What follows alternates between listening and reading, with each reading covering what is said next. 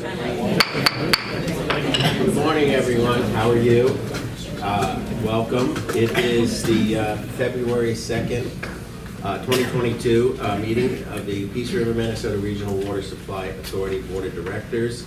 It is 9:30 a.m. and let's start with, if you're able, please rise and we'll do the invocation and the pledge.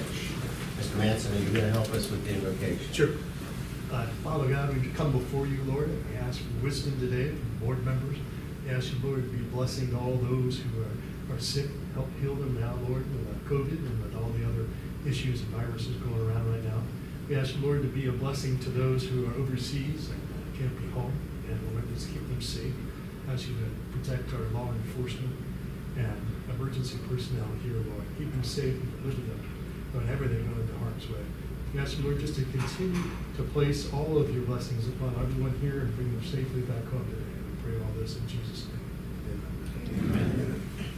And we'll lead in a pledge. I pledge Allegiance to the flag of the United States of America and to the republic for which it stands, one nation, under God, indivisible, with liberty and justice for all.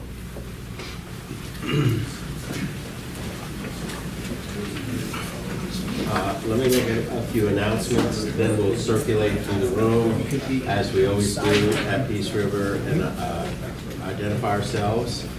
But to begin with, we have Commissioner J.C. DeRiso representing DeSoto County. Elton couldn't be with us, Elton Langford couldn't be with us today, and Ken Dougherty, an old familiar face here, is helping for Charlotte County with Bill Truex. We do have two important guests. Charlotte County Administrator Hector Flores is here. We want to welcome him. County Administrator from DeSoto, Mandy Hines, is here. And a fella who wandered in and the police could not get to him quick enough. Looks a little familiar. I barely know the guy, but a great friend to everybody here for 29 years. Former Executive Director, Pat Lehman. Where are you, Pat? They didn't throw you out. There you are. Okay, with that, we've got a decently long agenda, but we have one open to the public card. But before we do that, we're going to start with, on your all's left, the front row. Just say who you are, your name. That's the way we do it here. I'm Richard Russell. I'm from Port Charlotte, Florida. Ma'am. Betsy Calvert, the Sun. Tim Ritchie, March Against Mosaic. Well, just stay on this side. That always gets confusing. Mike Milet, Sarasota County. Brooke Bailey, Sarasota County. Wendell Gertner, Public Resource Advisory Group. Chris Kozlov, Ardura. Joe Greenberg, Ardura. Mark Jones, CHA. Courtney D'Antone, Kiewit. Samantha Tedrow, Teresa Nickel. Tiffany Mangold, Sky. Pat Lehman, Kylie. Katie Gilmore, Manatee County. Ashley Neely, Kimley Horn. Alex Bogallo with RBC Capital. Lorian Popescu, retired. Brian Cavalieri, AECOM. Jordan Miller, Kimley Horn. Heather Ripley, Kimley Horn. Doug Ekman, Kinley Horns. Mandy Hines, DeSoto County Administration. Eric Howard, Johnson Engineering. Kevin Morris, Manatee County. Tom Dobbs, retired. Chris Sherrick with Jacobs. Mike Adams, UDF Smith. Media Professional Resources. Mike Kellum, the Authority. Mark Kelly, Johnny Construction. Tom Wilson, Wade Shrimp. Andrew Rebound with Authority. And Stephanie Ishii with Hazen and Sawyer. Dave Watson, Charlotte County. Erin Hunt, HDR. Mike Condren, Brown and Caldwell. Sam Stone with the Authority. Darlene Stone with Sandstone. John Rosser, Dallas. There, Ryan Messer, ACR. Mike Knowles, the Authority. Mike McGee, Black Beach. Emily Moore, Black and Beach. Ford Ritz with the Authority. Hector Flores, Charlotte County Administration. Richard Anderson, Authority Staff. Terry Holcomb, Authority Staff. Ann Lee, Authority Staff. Bob Bruner, Archer Western. Sorry, I didn't see you there. Sorry. We're okay with that. We have a full house today. It may be fine selection of donuts that was brought in, but I'm sure it didn't. I'm sure you're all professional. We're going to start with Mike Coates, our executive director, who's going to do the opening remarks.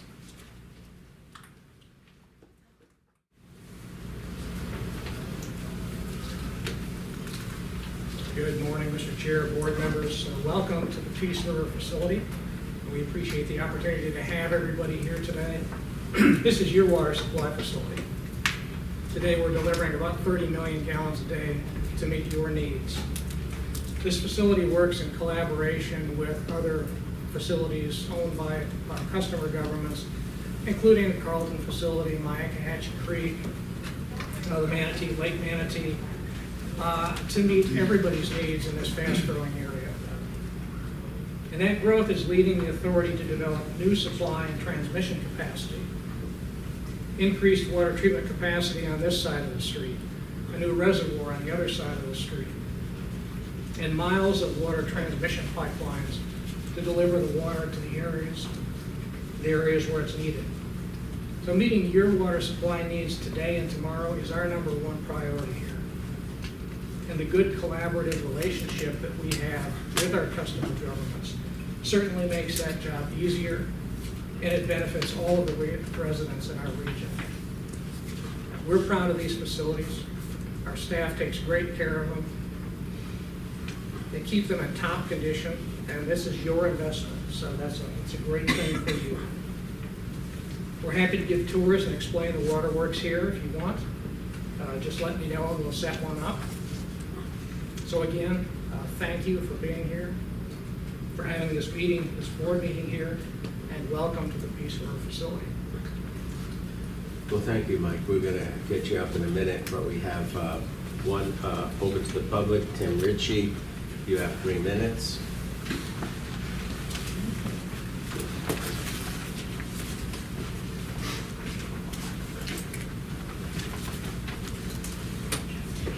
Good morning, commissioners and everybody in the chamber.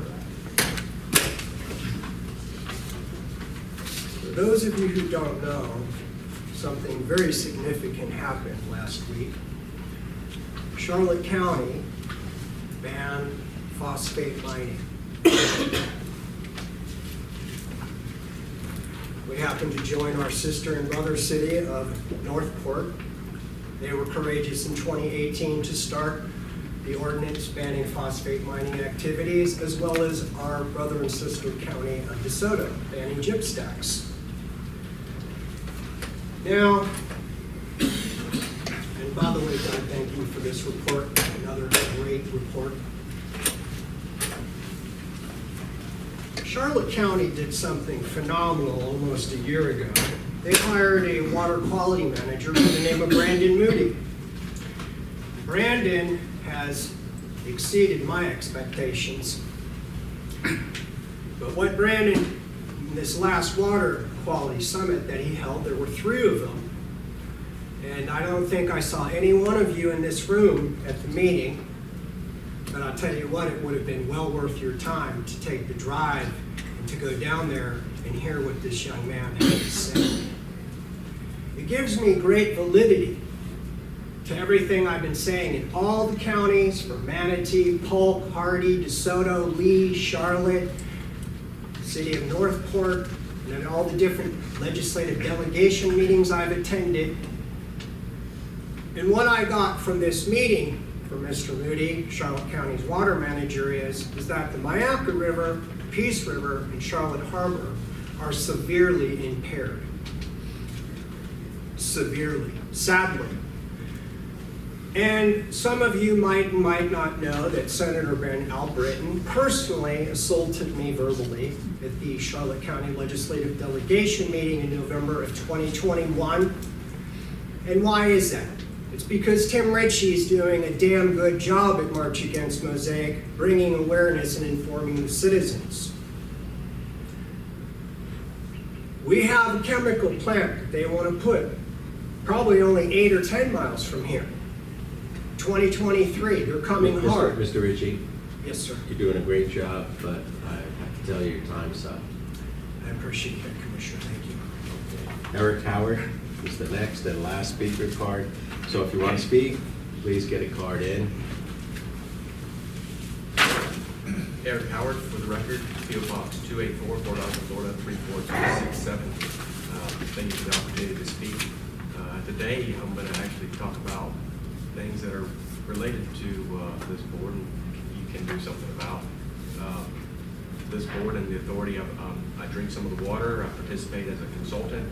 I see the inner workings of the workings and what you guys do. And a lot of times I don't like government to grow and get bigger, but I think your organization does a great job of managing what you do and doing it very well. And it's a sign that government can work for the people. And where I'm going with this is the city of Fort Myers is in desperate need of some water down there. And I think that this board should consider doing what they can to move water south into the future. They didn't have the wherewithal and the planning to get things done like you guys have, ample supplies and know how to plan and do things. And I think it would be something of consideration to start to expand your territory south to help improve the water condition there. They're rationing the water with low water pressure because of their lack of planning.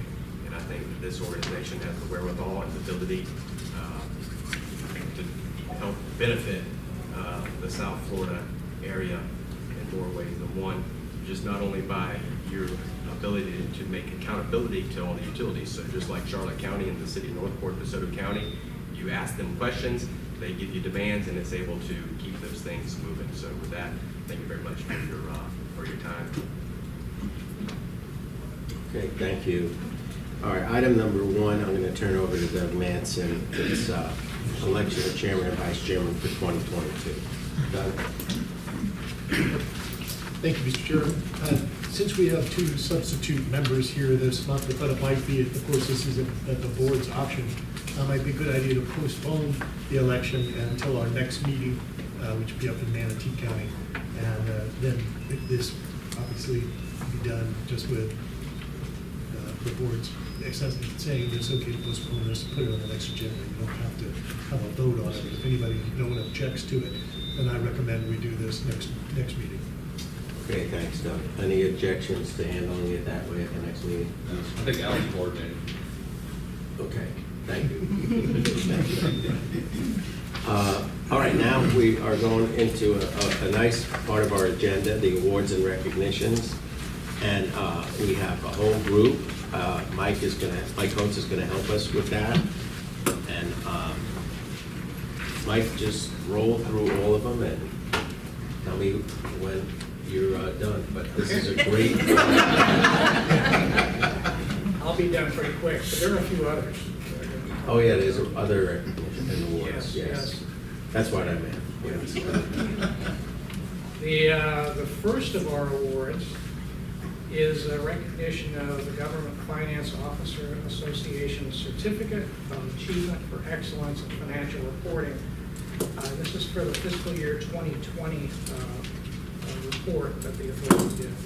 So for the third year in a row, the Government Finance Officers Association of the United States and Canada has awarded the Certificate of Achievement for Excellence in Financial Planning reporting to the Peace River, Minnesota Regional Water Supply Authority for its annual comprehensive financial report.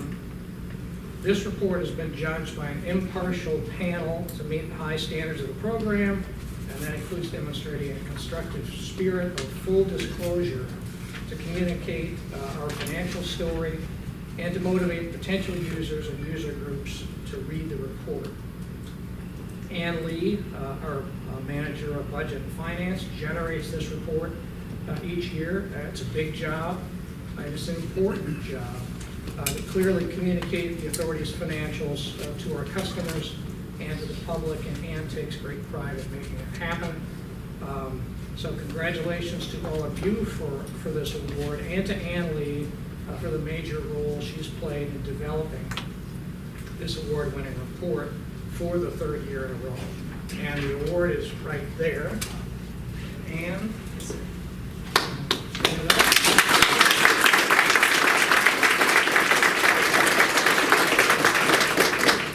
all right. Thank you. Always wanting to embarrass Ann. Ann, are you sure you don't want to speak at all? No, you get to hear me later, sir.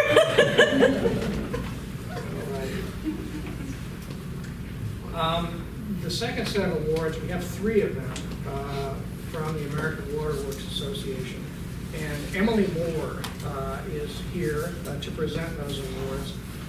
Emily is a professional engineer. She works for Black & Veatch in Tampa. She's been an active member of the American Water Works Association for 20 years.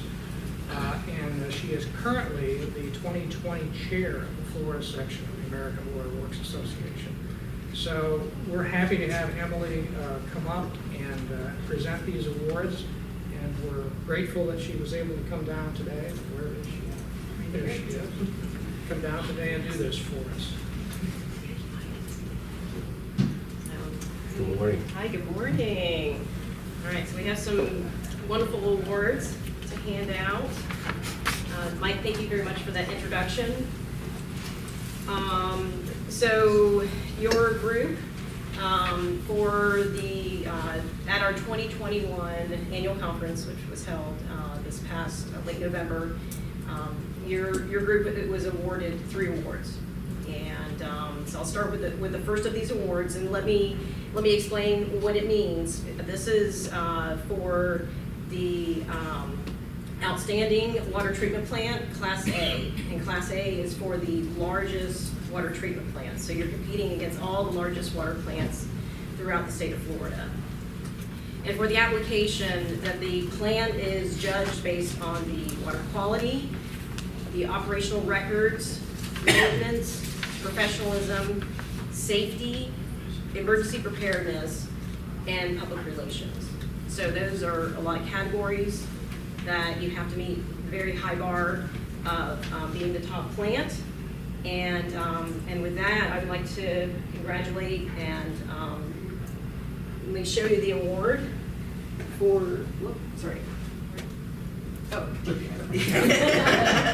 for the Outstanding Class A Water Treatment Plant Award, awarded to the Peace River Minnesota Regional Water Supply Authority. And remember, Mike, chill. and so, Yep. Mike, please come on up. Congratulations. Thank you.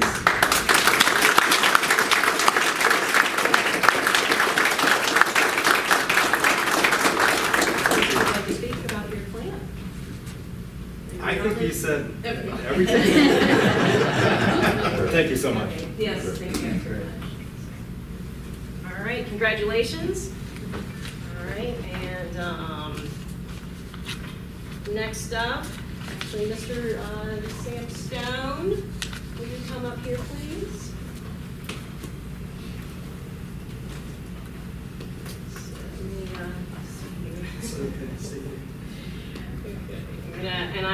And Terry Holcomb, thank you very much for this information. I'm going to read about Mr. Sam Stone.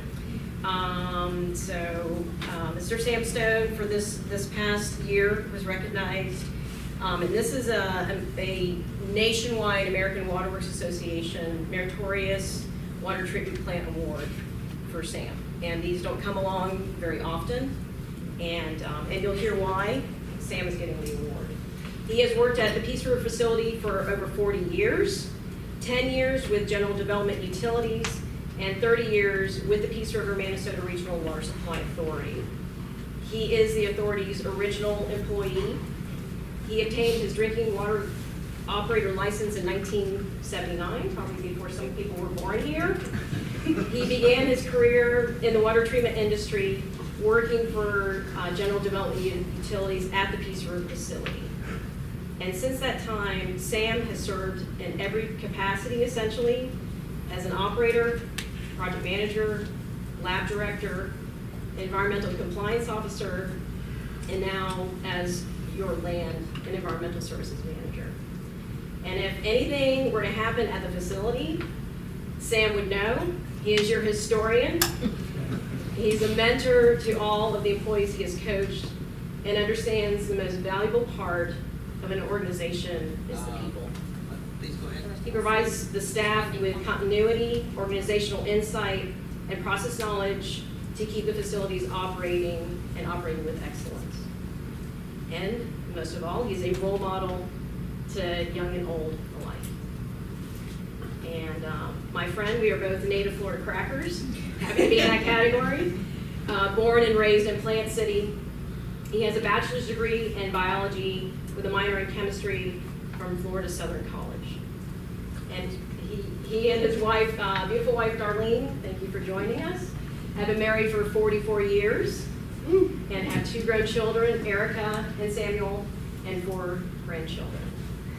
And whenever he has the opportunity, he goes back to his Florida roots to hunt or fish, depending on what's biting, the mosquitoes or the fish. So, with that, Mr. Stone, I'd like to explain to everybody here, again, the Meritorious Drinking Water Treatment Plant Operator Service Award, awarded this year in 2021. And Mr. Sam Stone, thank you very much.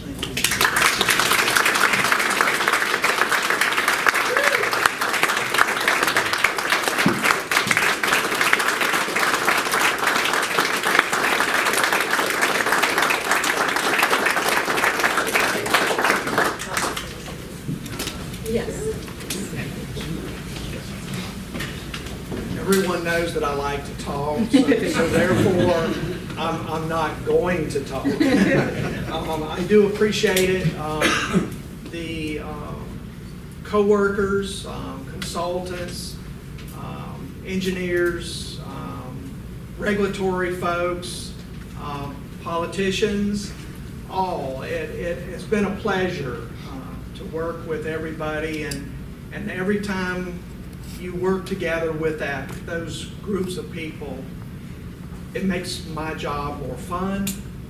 Learn something from everybody, and so the end result is better projects and a better person for me. And so I appreciate everybody that I've had the enjoyment to meet and work with. It's been a lot of fun. Really enjoyed it. Well, thank you very much, and I appreciate you all. Thank you.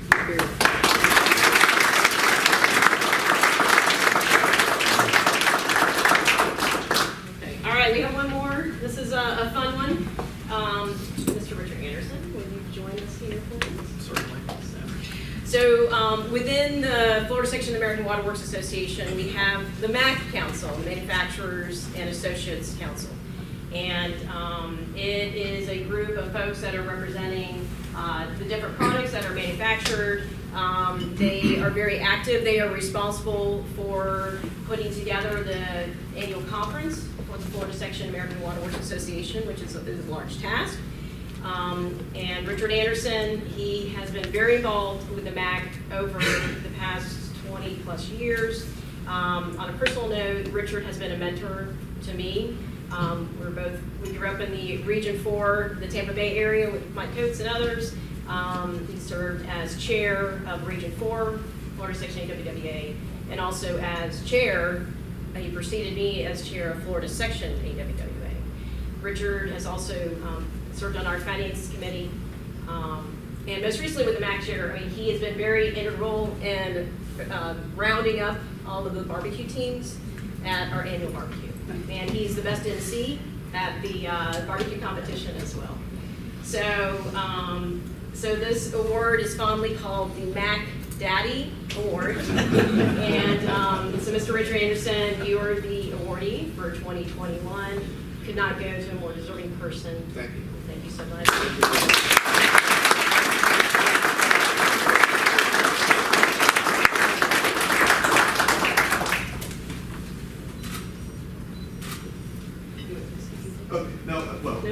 I will say something. It is the coolest named award, and I feel a little different after I got it. I'm not sure what it is. Something inside me is different. But Emily did forget one thing. She mentioned 3 awards. We actually won 4 awards at the conference, and it's the last one sitting right up here. It's this barbecue trophy. I have been involved in the barbecue, setting it up for like the last 6-7 years, and our guys have had a team for 5 of those 6 years and have done very well. This year they won best ribs, hence the smell you smell outside. We're cooking a nice lunch for you guys after the meeting. Hopefully everybody can attend. So, I don't know where are the guys out there? They're out there. Oh, they're out cooking. No, that's okay. You can, if you don't mind, say a word to them when you see them outside. Ask them to come in, but they're busy cooking. So we did win first place in ribs, and they did a great job, and they're proud of their work. So just want to recognize them for everything they do for us too. So thanks.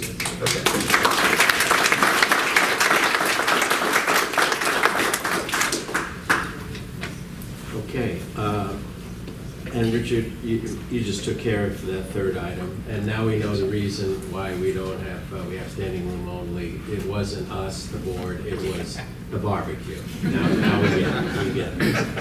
Okay, we're on the consent agenda, items 1 through 6. Any commissioner want to pull any consent item? If not, we'll take a motion to approve items 1 through 6 on the consent agenda. So moved. Second. Moved by Commissioner Dougherty, seconded by Commissioner Cruz. Any comments? All those in favor signify by saying aye. Aye. Is anyone opposed? Chair votes aye. That moves forward 4-0 in approval. Okay, the next thing on our agenda, is the regular agenda water supply conditions. And I think you're already up there, my friend.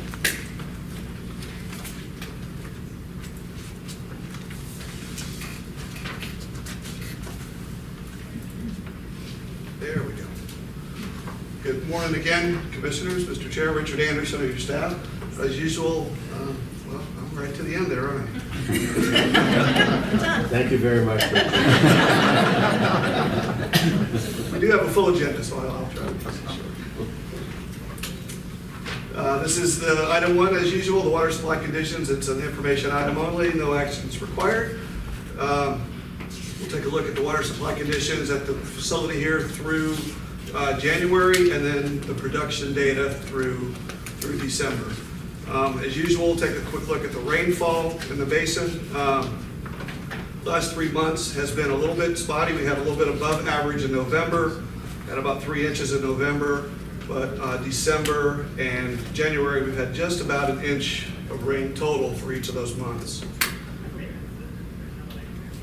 The river flow, as you might expect because of the lower rainfall, we're getting down to that point where we don't have any water to harvest on the river. We actually do still have about 15 MGD that we're taking today, which is a little bit unusual. Typically we run out by this time of the year, so we're still able to keep about half the supply coming from the river and half from our storage system. So we expect that to dry up here in the next couple of weeks, I think. Here's an example of those withdrawals. As you can see, back in November, we harvested missed a slide there. There we go. Taking a look at the withdrawals. Yep, this is the withdrawals. November, we harvested just about 22 MGD right there. And as you can see, it started to drop off in December and January. Right now, we're right about, as I said, 15, 16 MGD as we stand here today. And taking a look at surface water storage, as I said, we're still in really good shape in the reservoir. As of the 15th, we had about 6.4 billion. Right now, today, on the 1st of February, we're at about 6.12 billion. So still in very good shape as we come into the peak of the dry season. And ASR storage, as you might expect, we're still full in the reservoir system, so we have not had to use any of the ASR water this year or last year for that matter. We have been taking water out for testing and sampling, about 100 MGD every quarter to do testing and make sure the system works and the equipment's in good shape. So that water's there to use if we need it. Get them about 8.6 billion total, and usable is about 5.2 billion. And when you look at the days of supply, what that translates into when you add up the surface water and the ASR, If you look at our average day deliveries, it's about 405 days, which is about 13 and a half months. If you look at our contractual obligation, 34.7, that's about 11 months of storage. And now we'll take a look at the production side of everything. This is for the month of December, as I said. In December, we delivered about 27.5 MGD to customers. Your county and city facilities delivered about 44 and 3/4 or so to your customers. Total capacity was 72.2. 3.4 of that was delivered by Manatee County to your consecutive customers out on the coast. So the total used by the authority was 68.8 a month. And now as we look Charlotte County, what you guys used, December you took 11.7 from the authority, produced 500,000 gallons at your Burnt Store facility for a total of about 12.2 million used on the average. Looking at the long-term growth, you can see the 2021 average, you were 11.86. That was through October 1. The red bar is the 12-month running average, which includes the first 3 months of 22. As you can see, it's continuing to climb. It's just over 12 MGD average for the 12-month running average. In DeSoto County, used about 0.53 from the authority, produced 300,000 at the correctional facility for a total of 840,000 gallons a day. You know, the long-term graph for you guys is really dependent on your flushing, so it doesn't really give a true picture of the growth, but you can see you're right about where we were for 2021, 0.99 versus 0.95. So, okay, for Manatee County self-supplied to their customers just over 37 MGD, exported about 4 MGD to Sarasota, again the 3.4 to your consecutives on the coast. Total production at the plant was 44.42 for the month. And as you can see, the long-term projections, about where you were at the end of 2021, the 12-month average is just a slight bit down from where we were. So, Sarasota County, Sarasota purchased 12.8 from the authority. Got about 3.9 from Manatee County and delivered a little bit to Northport. So that's the discrepancy there. And you self-supplied about 5.5 MGD from Carlton and your other facilities. Total usage was 22.3. And again, the 12-month average still ticking up slightly, about 0.4 MGD above last year's running average. So still continuing to grow. And finally, the city of Northport. Northport used 3.4 from the authority, self-supplied about 1.4 for a total of about 3.9 MGD total usage for the city. As you can see there, their long run average is creeping up as well, going from 341 to 360 on the running average. And when you roll all those up together to take a look at the regional demand, as you can see, 2021 was 77.7. Well, already after the first 3 months of 22, up about 0.5 MGD on that regionally at 78.3. And availability of water, as you can see, we obviously have 104.7 available. We use 72.2 for the month, leaving 32.5 available capacity, which is about 69% utilization. So with that, I'd be happy to answer any questions. Any questions for Richard? Great job, thank you again. Thank you. We're now going to move to item number 2 on your agenda, the fiscal year 2021 annual comprehensive financial report and independent auditor's report. Ann is going to, and our auditor is going to help us with that. Good morning, Ann. Good morning. How are you today? Ann Lee of the Authority staff. Over the next following few slides, I will be reviewing the financial highlights and statements presented within the FY21 Annual Comprehensive Financial Report. Please keep in mind that these financials are being presented in draft form pending adjustments related to the GASB 68 statement, which is our net pension liability. And these statements are being presented in summary form. The figures that are being presented in red are those which will be affected by the adjustment, and these statements may be found within the management discussion and analysis portion of the report that commences on page 23. The statement of net position is prepared using the accrual method of accounting and presents all the same information as a balance sheet. It assesses the government's assets against its liabilities. For FY21, the authority's assets and deferred outflows of resources exceeded its liabilities and deferred inflows of resources by over $133 million, which is our net position. A substantial portion of this net position, roughly 82%, reflects the net investment in capital assets. In other words, it's the investment in capital assets net of any related debt. The statement of revenues, expenses, and changes in fund net position is also prepared using the accrual method of accounting and reflects all the same information as an income or profit and loss statement. In terms of revenues, charges for services increased by 0.54% for FY21. Operating grants and contributions increased by 37%. Capital grants and contributions, which include grants from SWIFMA towards the Phase 1 and Phase 3B pipeline, decreased by $15 million due to the completion of those projects. In terms of expenses decreased by 1.3% during the year.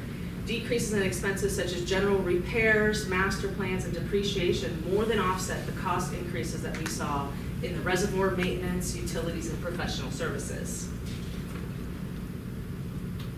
As of September 30, 2021, the authority's net investment in capital assets,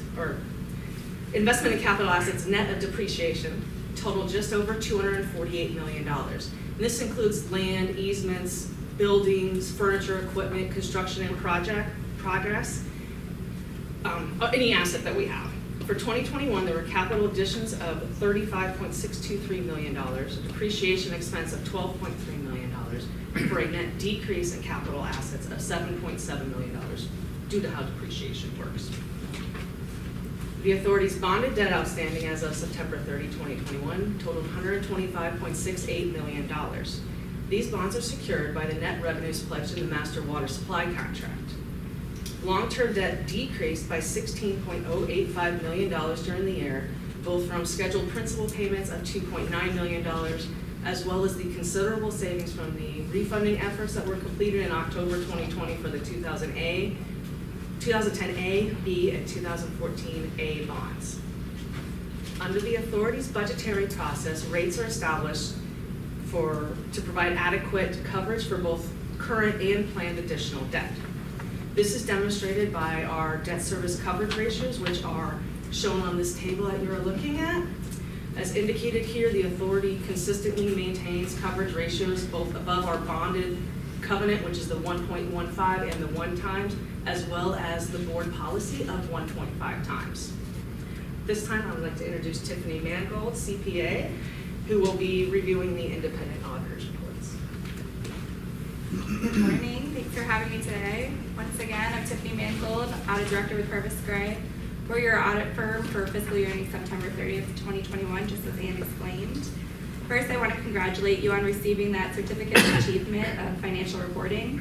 That's the highest form of recognition in the area of governmental reporting, and its attainment represents a significant achievement for any government. So congratulations, and once again, it's the 3rd year in a row, and I think you're going to get it for the 4th, so hold strong.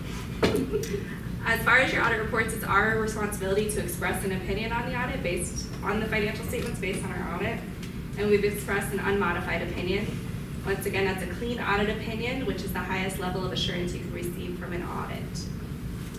This means your financial statements are fairly stated in all material respects. We're asking again that you accept these in draft form, like Ann said, for the FRS, and those changes are already done, they're just not ready yet for your meeting. And so there's a paragraph at the end of your auditor's report in this draft that just restricts the use of these specific financials. It'll be gone in your next one, sorry about that. Just a reminder, we don't issue an opinion on your management's discussion and analysis, the introductory section, or your statistical section of your ACFR. Throughout the year, we didn't notice any instances of fraud or illegal acts. And we typically do our audit in July. That's when we start the interim audit. We come out, we test your internal controls. And then we come out in November and we test your final field work. And that's a very, very quick turnaround for any government. So you should be very proud of your employees and how quick they can give that to us. So from September 30th, we come and audit November 15th usually, or before, so. There's some favorable audit conclusions for your reports. Once again, your independent auditor's report, we expressed an unmodified opinion. Your attestation report on your investments, we found the authority to be in compliance with Florida Statute 218-415. Your report on internal controls, we didn't identify any significant deficiencies or material weaknesses. And your Auditor General's management letter, we had no written findings or current year or prior year. And there were no changes in accounting policies noted this year and no significant or unusual transactions. Along with your financials, you should also have a 3-page letter entitled Communication with Those Charged with Governance. And this is just a technical letter designed for those in charge of overseeing the audit. In here, this is where we would state if there was any issues or anything like that. So these are just some quick bullet points to go over that. There were no adjustments detected as a result of the audit process. Once again, meaning that you can rely on your financial statements throughout the year, that they're fairly stated. There were no past adjustments other than OPEB, but if that is considered to be trivial to your financial statements and not required to be included as a past adjustment. We're continuously monitoring the OPEB and making sure that it doesn't need to be reported, and it's actually significantly decreased this year by half, so you're in the right direction there.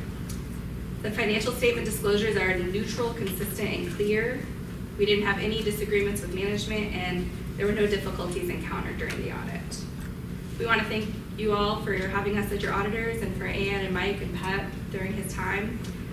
They're very easy to work with, and it's a very good set of financials, easy to audit. We appreciate that. So we'd be happy to answer any questions. I think there's a motion next. So. First of all, Ann, do you have anything else? No. Okay. Any questions, first of all? No, sir.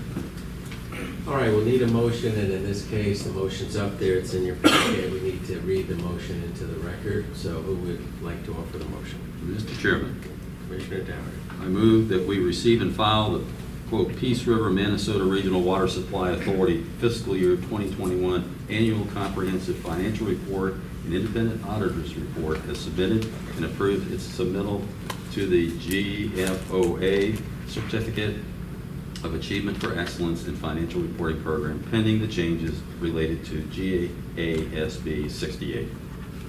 Okay. Motion by Commissioner Dougherty, seconded by Commissioner DeRusso. Any comments on that? Any, none at all. Okay, I'll make a comment. First of all, we always feel like we're in great hands. Our staff, their accounting group, everybody does such an excellent job. And we can see by the awards they get and the performance measures. And as an accountant, I know there's something wrong with me, but I actually enjoy reading all these reports. So thank you very much. Okay, we have. Just don't question me publicly about them, okay? With that, we have a motion to approve. All those in favor signify by saying aye. Aye. Is anyone opposed? Chair votes aye. That motion to approve on item number 2 moves forward with a 4-0 approval. Thank you all very, very much. Mike, you're going to help us with item number 3, budget considerations for fiscal year 2023.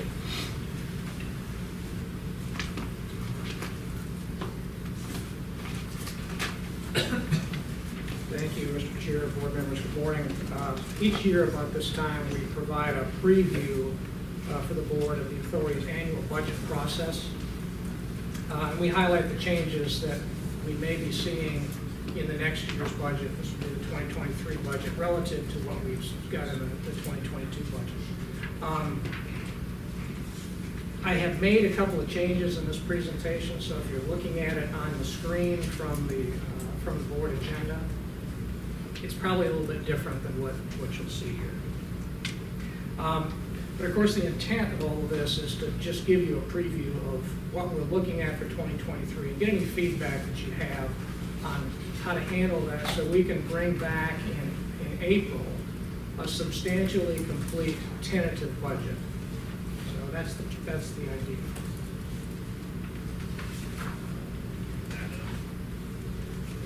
So the budget calendar is shown here. You can see we're at this point with this presentation just kicking off the discussions. We will have a tentative budget available in early March to send out to all of our customers for review. We'll be reviewing that at the March 9th professional staff meeting with your staff. And then at the April 6th board meeting, we'll present the tentative budget and we'll request approval of that tentative budget along with a resolution setting forth all the rates, fees, and charges for fiscal 2023.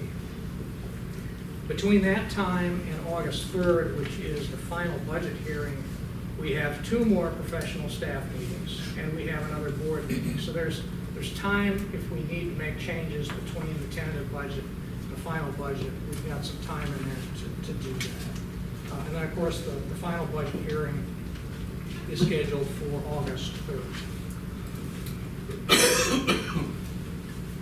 The authority is an enterprise fund. You see the structure up here. We collect money from water sales, grants, investments, interests, and we use those funds to provide the services that we provide to you. Water supply, take care of these facilities. We use those funds to help build new facilities that are needed. So that's the enterprise part of it. We don't levy any taxes to support the agency. And the enterprise fund has 2 cost centers. One is the administrative cost center, and that includes administrative salaries like mine. It includes HR, finance and administration,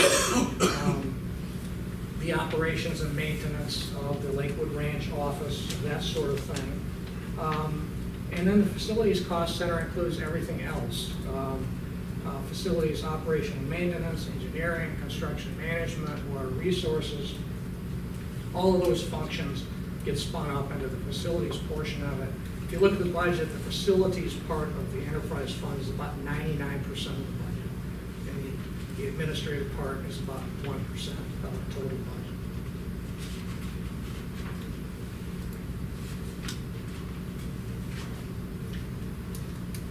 So at the budget hearing in August, the board will be asked to adopt the budget and a resolution specifying the water rates for fiscal 2023. And these include the water rate, which includes a base rate charge that's levied to cover the fixed costs such as staffing, facility maintenance, and debt service, and a water use rate charge that's based on the power and chemical costs needed to produce and deliver the water to you. This is levied only on the amount of water that's delivered to you. There's a member fee, which is based 50% on the population of each of our 4 members, your pro rata share of the total population of the region. And then the other 50% is split 25% each for the member governments. There's also a planning fee for future planning studies like the Master Water Supply Plan update, which will be due again in 2025. And that's based on the 5 customers' proportionate share of the population, the total population of the area. And then, of course, there's an interconnect water charge that's established per 1,000 gallons for anybody who's not a member or a signatory on the Master Water Supply contract. So if the city of Venice came in and wanted water, they would pay this particular rate.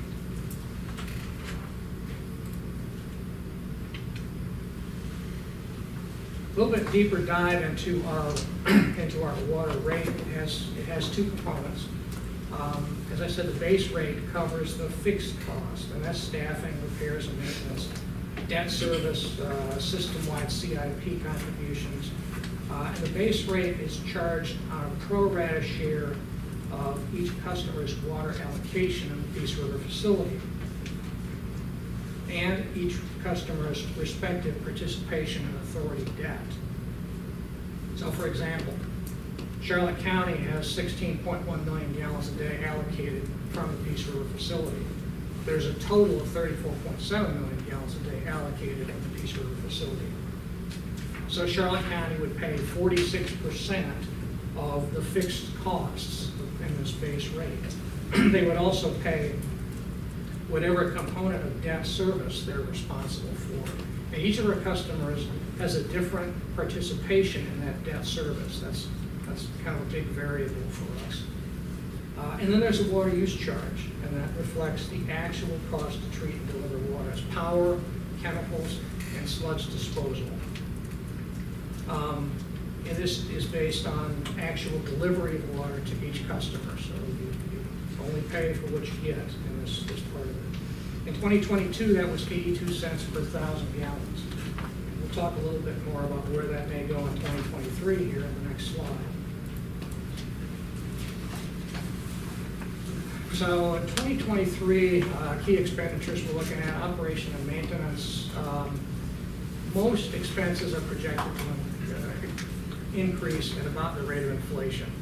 And the rate of inflation, depending on what you include, somewhere between 5 and 7%. So we'll look at that.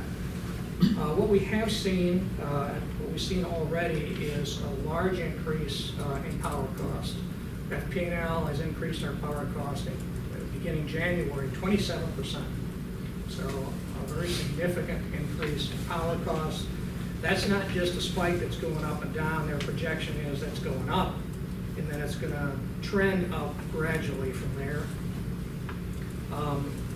Along with that, the chemical costs are expected to go up. None of our chemical suppliers opted to renew their chemical contracts, so we're out for chemical bids now. But from what we've seen from other chemical bids received by other water suppliers, chemical costs are going to go up probably substantially. So the power and chemical costs are the two main drivers in our water use rate, which I said is 82 cents a 1,000 gallons. So a significant increase in those costs is likely to drive up that water use cost proportion. We have 2 new positions we're looking at to achieve our strategic plan goals. Construction inspector, we've got $500 million worth of CIP projects we're looking at in the next 5 years. We are going to need more folks to help with that. And another environmental specialist. On the other rate-related expenditures, last year we kicked the R&R funding up from $3 million to $4 million. We expect to hold that steady at $4 million for the foreseeable future. Most of our reserves, fortunately, are at current board policy levels, so we're not going to be chucking too much money into any of those reserves, with one exception. That's the utility reserve account, which is based on the operation and maintenance budget. So if the O&M budget goes up in 2023, the utility reserve budget is going to go up as well. We'll need to transfer some money into the system-wide benefit CIP. We're starting the ranch house replacement here this year, and that will continue into 2023. So we'll need to transfer some money there. And then there will be the usual adjustment of debt service coverage payments that we'll deal with. Just to give you some idea of what we're looking at in terms of the water use rate. This is the rate model that Stantec has developed for the authority. And we ran a scenario, we had them run a scenario, that includes a 27% increase in power costs in fiscal 2023, and an assumed 20% increase in chemical costs. And this is assumed. We don't know what it's going to be, but we think it's going to be somewhat significant. And what that does is it takes the water rate from 82 cents a 1,000 to $1 a 1,000. So an 18-cent increase in the rate. Now, we would not propose that we do that all in 1 year. We could extend this out, do it over the course of 3 or 4 years, and handle it that way, and sort of blunt the increase with that. And we do have rate stabilization money that we can use as well. So we've got some options here. We haven't looked too deeply into it because we don't really know what the power costs or the chemical costs are going to be. But we'll bring that back, obviously, at the board meeting in April.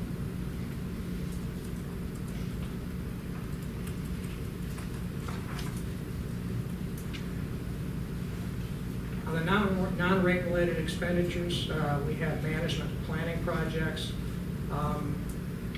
We collect money for planning based on, as I said before, your pro rata share of the population. The last couple of years, that collection's been about $625,000 total. That's the way it was in 2022, 2021. 2020 was $325,000, 2019 was $100,000. So it bounces all over the place.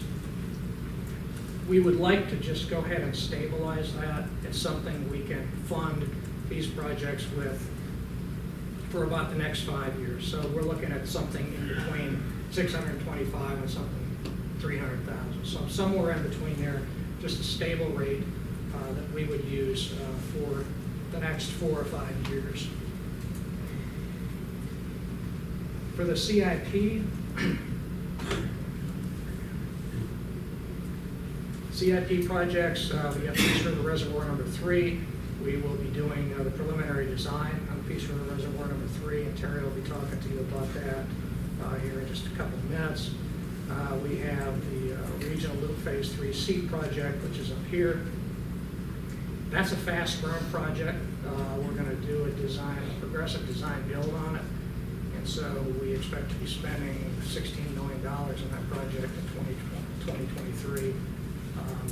So that will be the bulk of our CIP is that project. Loop Phase 2B, 2C, you'll hear more about that project here in a couple minutes, but we'll be doing a preliminary design on that project as well. We have a couple of system-wide benefit projects, partially treated water ASR. Looks like we're hopefully going to get a permit from the DEP to do this. The first phase in the partially treated water ASR is going to be preliminary design. And all of that is paid for by the DEP. We've got a $1 million allocation from the DEP to pay for that part of it. So nothing out of our pockets in 2023 for that project. Ranch house replacement, as I said, that will spill over in 2023, so we'll need some allocation there. And the filter covers project, although it's complete, that's part of our revolving loan program, and so we're going to be paying part of that off in 2023.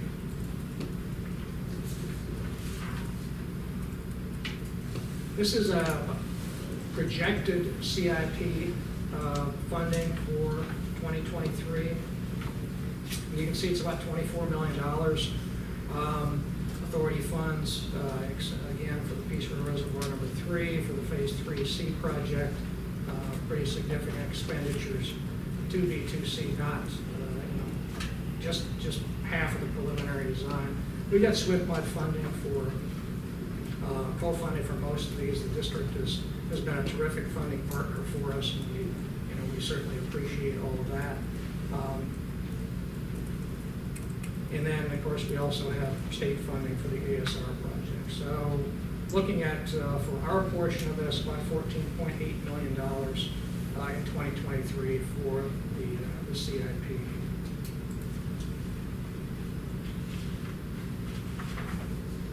This gives you an idea of what we're looking at for the next 5 years. In 2023, as we begin that budget year, is the first step in this 5-year capital improvement program that has about $500 million worth of projects in it.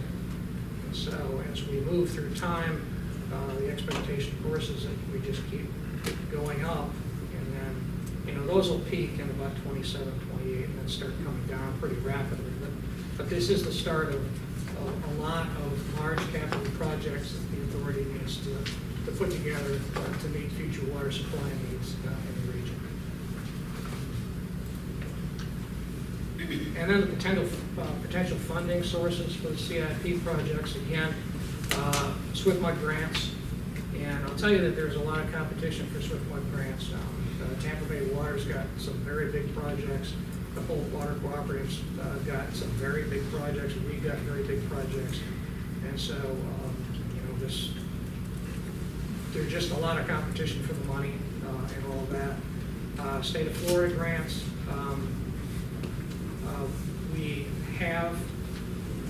We have a couple of grant funding requests into the state now. One for the Phase 3C project for $3 million, one for the reservoir project for $2 million. And then we've also got a sustainability grant request in for $2 million. All of those are proceeding well through the legislature, and so we haven't hit any roadblocks yet. Things are looking good. One of the things we are going to have to consider in 2023 is a bridge loan to get us through to the point where we can actually take these projects to the bond market. We're not going to be spending enough money in 2023 to do that, perhaps not even in 2024, but once we get to 2025, we're going to be spending a lot of money, and that's about the time, 2024, 2025, when we need to go to the bond market and see about getting bonds for these projects. So we'll be looking at that.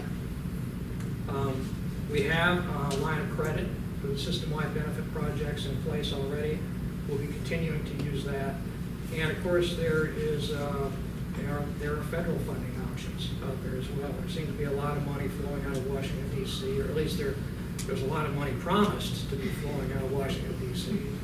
So we'll be beating the bushes for that as well.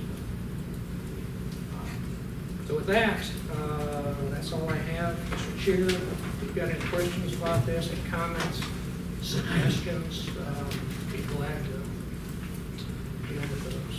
Okay, I have some, but let's ask any other board member first, and it's everything. That's the whole point of this piece. This is, like, as the screen says, questions, comments, discussions, any kind of thoughts at all. So anything right now? All right, if not, I'm going to say a few things, and I think it's important that we get some of this on the record. First of all, Swiftwood has just been a very, very, very great partner in all of this. You can see on the one spreadsheet that was up there, in many instances, they're giving us about half the money we need to do these very major projects. People always comment at how forward-thinking you all have been over all the years that the authority's been here.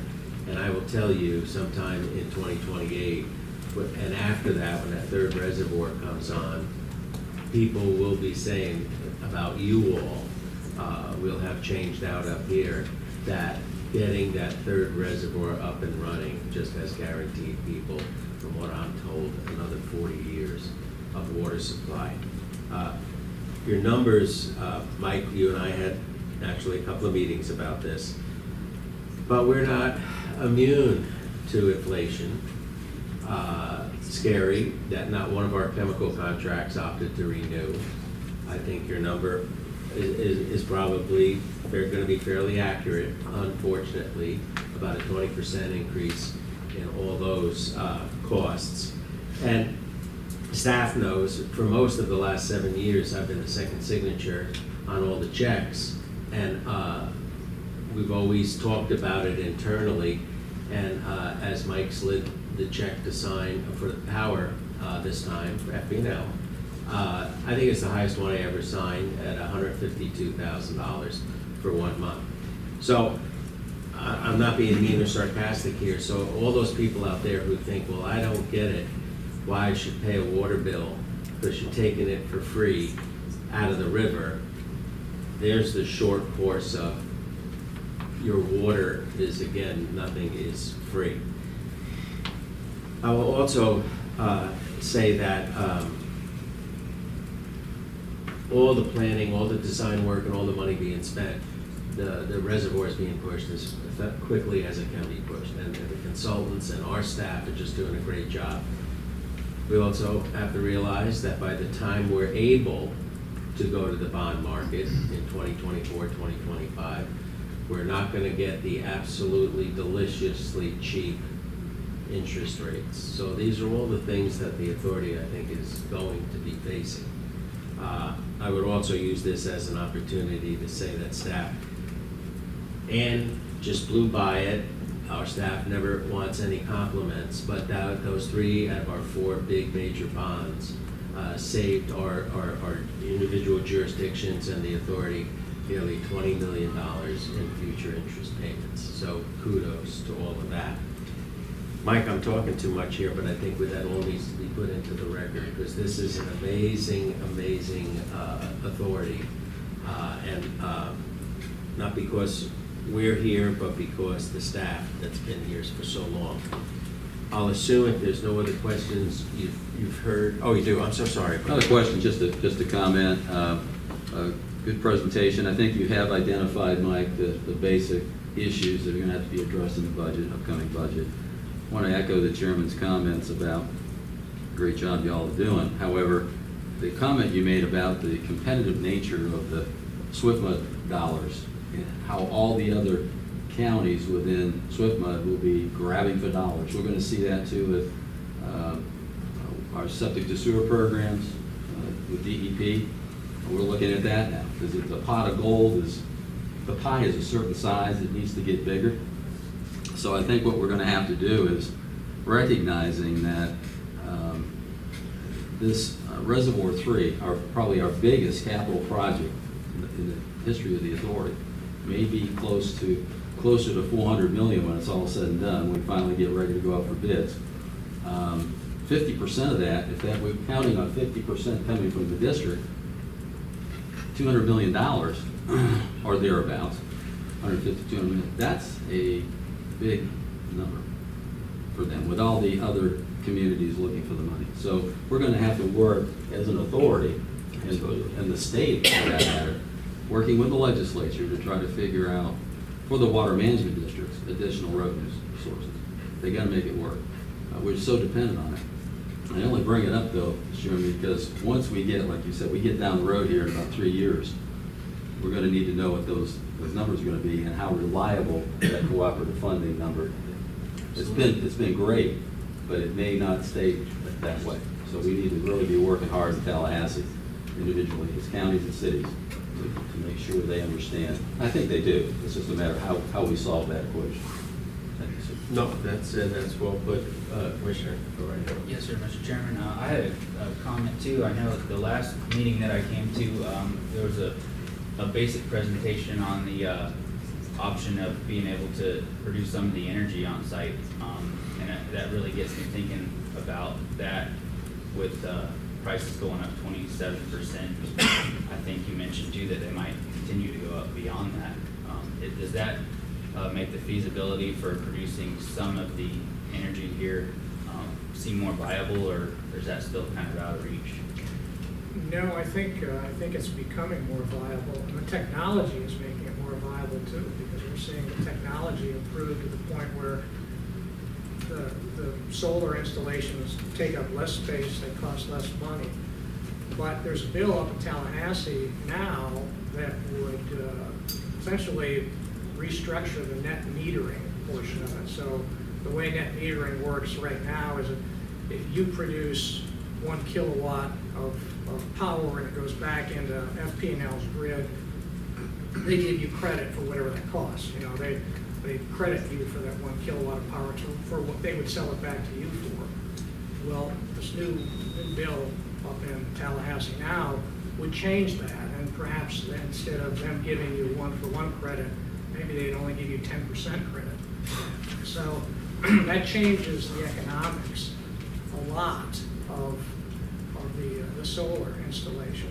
Might require, instead of what we had spec'd out originally, it might require some large battery installation so that we're not actually selling power back to the grid, we're actually storing it. So it does change the dynamics and the project economics. We're just going to see how that plays out in Tallahassee. I just really want to give the authority a lot of kudos for their foresight in getting capacity out into the future, thinking way ahead. I think that's just infinitely valuable for all of us that depend on the water. I also think though too about pumping it is pretty important. No matter how much water you have to be able to pump it. And I think that cost just going totally out of the ballpark of what we're used to for increases could be a big issue down the road. Really appreciate what you guys are doing. Great presentation, and I'm just proud to be area where you serve. Thank you. Okay, well, Mike, you don't need a motion, you just wanted all our comments. You should have. And this trickles down all the way to all of our citizens. I mean, they're facing inflation, just what they all need. Their power bill's going up, and this is, all the trends are moving in a bad direction, but we'll figure our way out of this. Thank you very much, Mike. I think Terry Holcomb, you're gonna help us with 4A and B, and for the commissioners, she's gonna take us through this. But we have two motions that'll ultimately be made. And Terry, when you start your presentation, just tell me if the motions can be together or you'd like them separately. Okay? Mike, great job, Mike. Mike, just come back with good news in the future, please. Only good news. Always good. Commissioners, Chairman, members of the board, Terry Holcomb with Authority staff, good morning. So today's presentation on the Peace River Regional Reservoir Number 3 project will begin with just a real brief project overview. I know we've got two commissioners here that may not have heard some of the more recent developments. We will recap the recommendations from the consultant's feasibility and siting phase. They were presented at the December board meeting. We're just going to recap those real quick. Then we're going to step through work order number 2 for the preliminary design, permitting, and third-party review, and finish up with the next steps and schedule for the project. There will be 2 motions for the board's consideration. We'll take those at the end of the presentation. The first motion will be to request approval of work order number 2 for the preliminary design, permitting, and third-party review phase. And then the second motion would be to approve the Southwest Florida Water Management District's cooperative funding agreement, or funding 50% of this phase of the project. So just real quick, we're just gonna hit the highlights of the project. The key components, there's really 3 main key components of the PR3 project. That consists of a new 6 to 9 billion gallon raw water reservoir situated on the R.B. Griffin Reserve. You can see very conceptual outlines before we move to the feasibility and siting phase. We need to identify where to site a new river intake pump station and raw water piping, the conveyance that takes the water from the new intake structure over to the reservoir system. And then replacement or upgrades to the pump station from reservoir number 1, which sends the water from the reservoir system over to the treatment plant and includes all that interconnectivity. So we're connecting the new pipelines to the existing facilities so that we have some flexibility there. So our integrated regional water supply plan that was completed in 2020, it identified that the region as a whole would need to have a new water supply source brought on by 2030. That's when the existing sources hit the capacity based on the demand projections. So if you work backwards from that 2030 date and you look at the regulatory permitting time that it takes to construct a project of this size, we kicked off that project by starting our siting and feasibility phase for the PR3 project in September of 2020. Consultant concluded and finished that document in December of last year. They came to the board and presented their recommendations. The process that they went through on the feasibility study, it allowed them to make recommendations on the location, not only of the reservoir, but of the intake pump station and some of the conveyance piping, as well as the size of the components and how that configuration would work on the reservoir site. They also identified approaches for mitigation and permitting so that we can now begin on the preliminary design side, move forward with some of those approaches. And they also came up with an updated cost estimate. So we're just going to cover real quick the recommendations from that feasibility and siting study. So the goal of this phase of the project primarily consisted of just those components before. Recommendations on the size and location of the reservoir within the R.B. Griffin Reserve, where to site the new 258 million gallon per day intake and pump station on the Peace River. They needed to determine the routing of the conveyance piping, from the intake to the reservoir system and included opportunities to tie into the existing infrastructure. And that will provide the maximum amount of flexibility for operations staff. They also identified the mitigation and permitting approaches that will meet the state and federal requirements for mitigation, as well as wetland and wildlife species. So with respect to the reservoir site, the analysis assumed similar operating ranges as the existing reservoir number 2, and it assumed kind of the same cross-sectional construction of Res 2. The consultant looked at 3 alternative footprints for both a 6 billion gallon and a 9 billion gallon reservoir. You can see those 6 alternatives are shown down here, the yellow, the red, and the blue lines.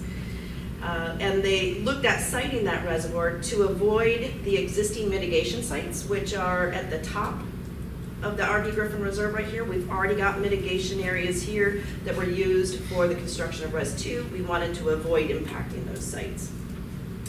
Now, ultimately, the full footprints, they identified the wetlands that were impacted on the site, and those wetlands are both herbaceous, forested, and they occur in both the Peace River as well as the Myakka River watershed. So it's a little, tricky to navigate all the permitting issues associated with that.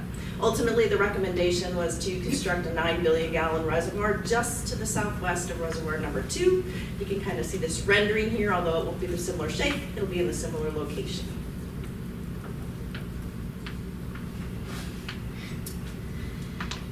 So the intake pump station siting evaluated 4 locations along the Peace River. It included co-locating with our existing intake pump station, as well as 3 additional sites upriver, upstream. The furthest site there is right here at the confluence of Horse Creek. It's about 3 river miles from our existing intake structure. The locations were each evaluated for their reliability based on total dissolved solids, which is an indicator of salinity.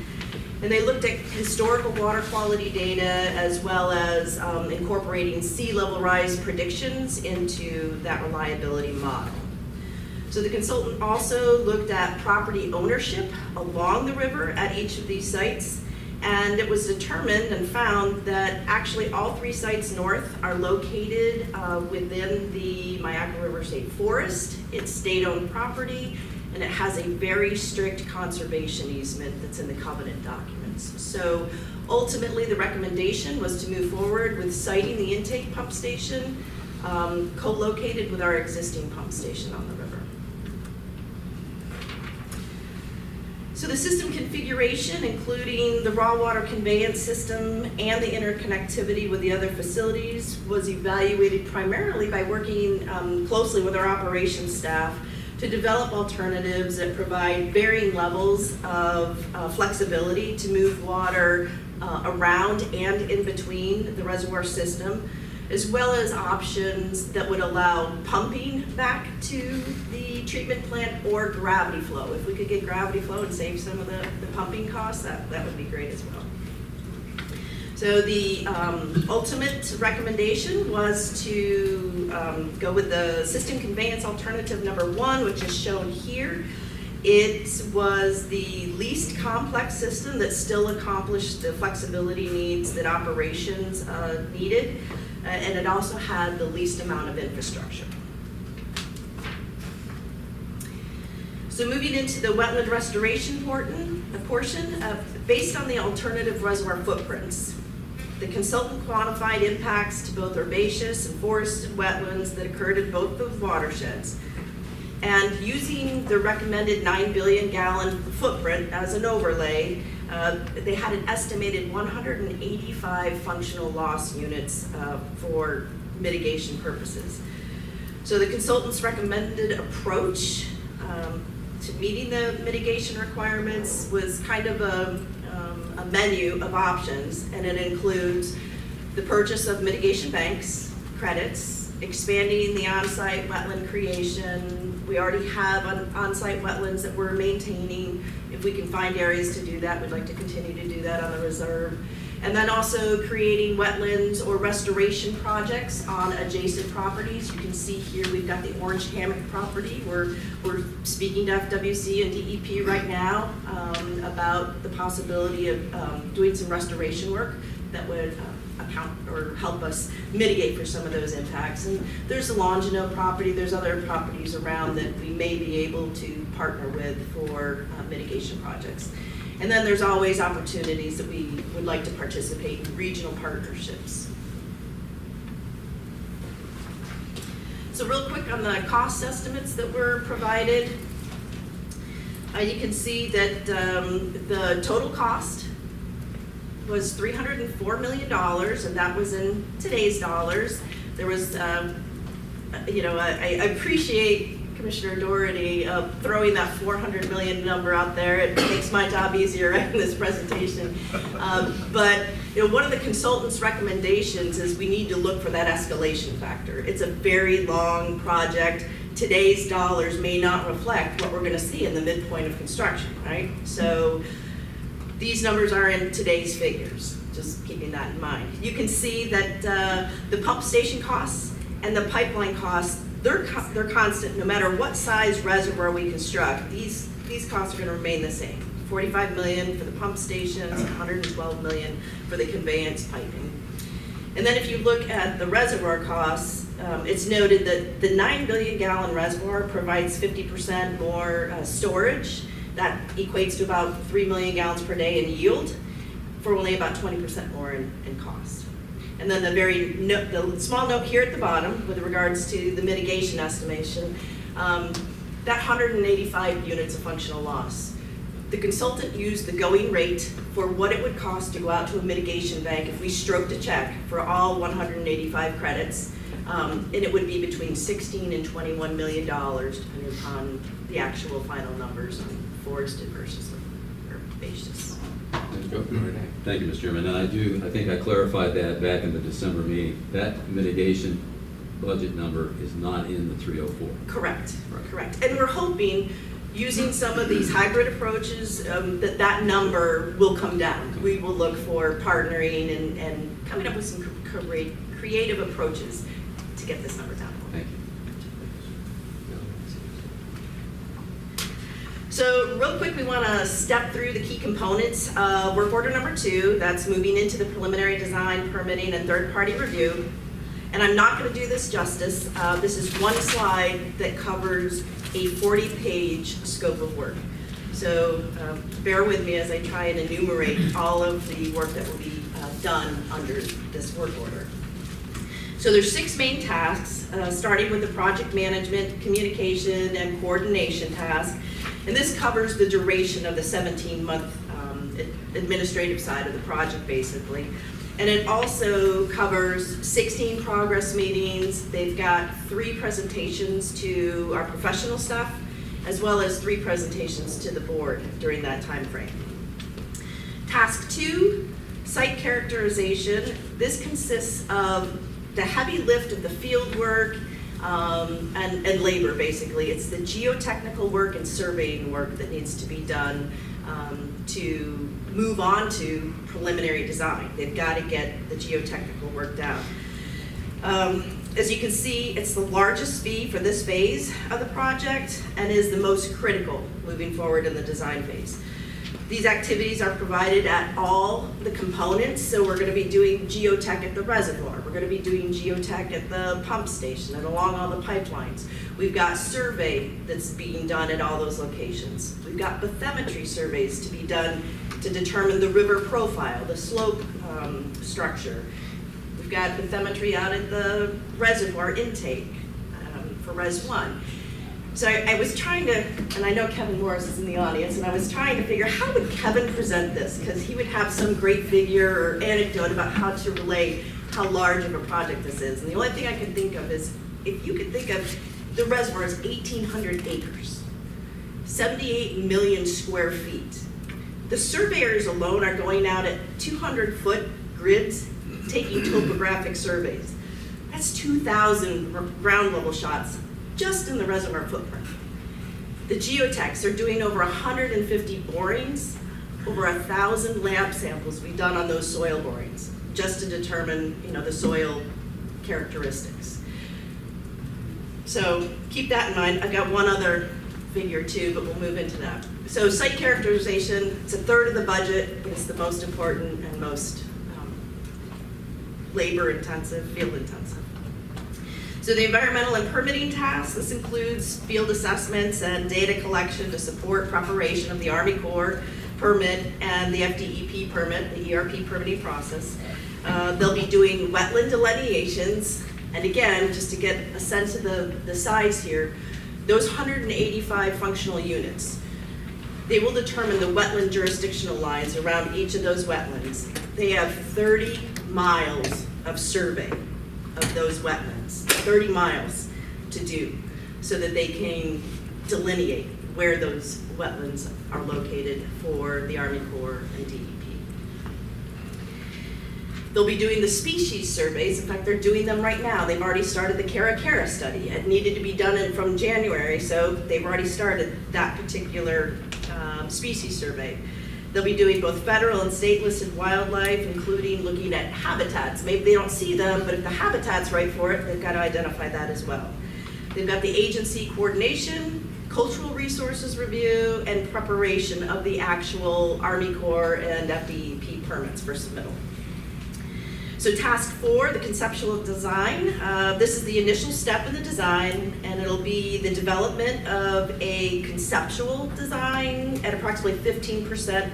It will overlap with the geotechnical and environmental field work.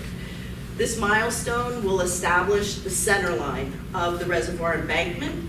It'll define those pipeline corridors. It'll confirm the hydraulics of the system and develop an updated cost estimate. It's estimated that approximately 60 to 65 plan sheets will be developed with this submittal. Task 5 is the preliminary design, and it'll advance to it'll take the 15% design up to 30%. This also includes the third-party review. This is where the Water Management District will have their consultant come in and do a third-party review. And it'll provide further details on the project features. It'll have some operational considerations, some value engineering in there, and it'll incorporate the rest of the field investigations from the geotech and survey. It's estimated that they'll have approximately 200 to 220 plan sheets with this submittal, and it also includes an updated cost estimate. And then task 6 is the permit application and supporting design task. So at this stage, the level of design is such that permits can be achieved. So they're taking the civil geotechnical details to 60% so that they can actually submit for the permit applications.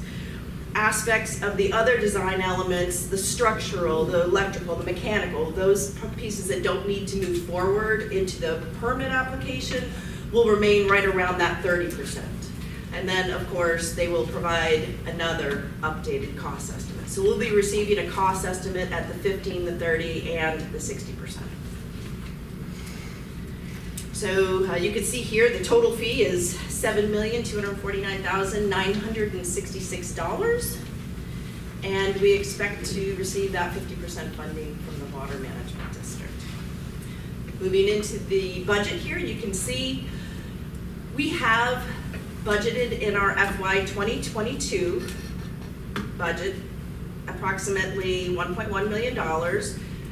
We were receiving the Southwest Florida Water Management grant funding for a total of 2.2. Mr. Coates had pointed out that in 2023 we will also include this phase in there for approximately $2.5 million. So that will need to be approved as part of the FY 23 budget. And you can see here with that 50% co-funding, we've got a total budget of about $7.25 million. And then just real quick on the schedule here for work order number 2. The preliminary design has projected about a 17-month schedule, and you can see that the species surveys and wetland delineations, as well as the geotechnical field investigations, begin very early in the project. And I also just wanted to point out, you'll see kind of a lighter shading green over here with some of the field work that needs to be done. We're approaching the rainy season with this schedule, and if you've ever been out to the reserve, it's pretty difficult to work out there in field conditions when it's wet. So although we're striving to get all that work done in the beginning part before the rains hit, should the contractors need to demobilize and come back out when it's drier, they've accounted for that in the schedule as well as the design documents. And you can see it concludes in June of 2023 with the submittal of the environmental resource permits to both the Army Corps and FDEP. So real quick, just the next steps and schedule for the project. We're hoping today to execute work order number 2, get started on the preliminary design permitting and third-party review phase. It's highlighted here in the light blue as part of the design and permitting phase, so we'll be moving into final design in the summer of next year, hopefully. We're hoping to execute the cooperative funding agreement with the Southwest Florida Water Management District today as well, so we can secure those 50% funds. And we're working today and always with the Army Corps, DEP, FWC, Marine Fisheries. They're all on the calls to develop a strategy and a schedule to advance that collaborative mitigation and restoration approach. So those calls are ongoing, and we've got some pretty positive responses back from all those agencies. So we're working hard on that. And then obviously we need to coordinate the water supply demand projections and schedules with our members and customers and execute the necessary updates to Exhibit C in the Master Water Supply Contract that'll allocate that additional capacity for this project. And that we'll need to do that prior to moving into the final design phase. So with that, the 2 motions are up there. I'm not going to read them. Somebody else will read them into the record, but it's basically to approve this work order number 2 for the preliminary design permitting and third-party review, and to approve the cooperative funding request, or the cooperative funding agreement with the Southwest Florida Water Management District. Okay, a couple of things first, Terry. Just an amazingly great, comprehensive delivery today. We needed to get all of this into the record. Before I ask for questions from the commission, maybe it's Doug, maybe it's you, the motions one at a time, is that? Motions one at a time, yes. Well, I have a couple of things to say, but other commissioners, as always, first. Do you have anything for Terry?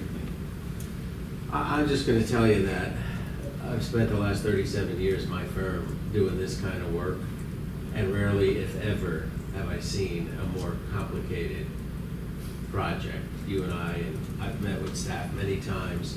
4 pump station sites, and all of a sudden the deep dives, which only come after you start the project. The deeds for some of these locations in public ownership, and it's what we would want to see in deeds, you can't remove even 1 tree. So as imaginative, it's the cypress tree. As imaginative as our staff was, they couldn't figure out how to get miles of pipeline dug in without removing 1 tree. So again, major effort there. The 3 reservoir locations, every one fraught with hundreds of dynamics of good, bad, neutral. I'm just delighted. I mean, I'm happy with your selection, of course. I'm actually very delighted that for the modest, and it's millions, I understand that, but the modest incremental increase the economy of scale to go from 6 billion to 9 billion gallons, that we are off and running, proposing to build the bigger reservoir. That's just a big deal. And the biggest challenge you still to be sorted out, is just simple terms, the wetland mitigation. But our staff, the consultants that were chosen, I just think you're doing an absolutely great job. And again, I just have a lot of people, maybe I have strange friends, but when they hear that number, when it finally gets out there, one of my friends I'm talking about, so they're gonna say, My God, it's a hole in the ground. Are you making it too complicated? We need to keep having these deliveries. It's just not digging a big hole in the ground, is it, Terry? No, it's not. So with that, we're gonna take these one at a time. So I see Commissioner Dougherty, he's flexing his ready to go, muscles. sir.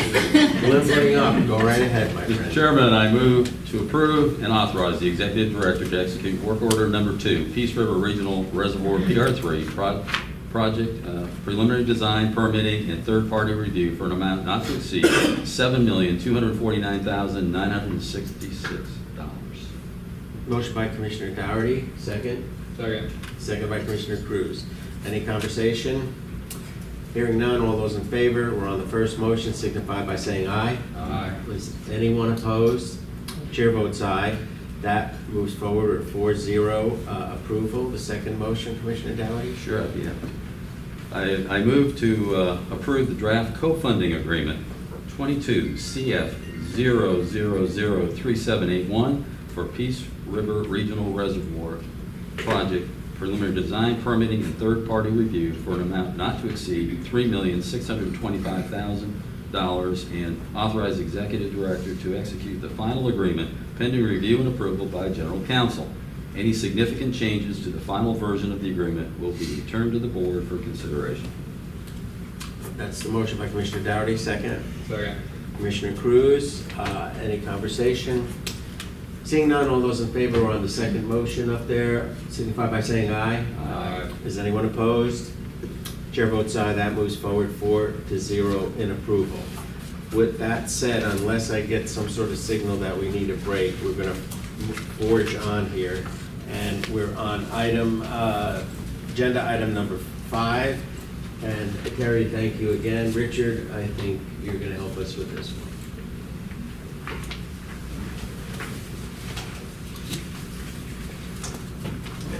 Good morning again. Thank you, Mr. Chair. It's a tough act to follow. That was a Mac Daddy job.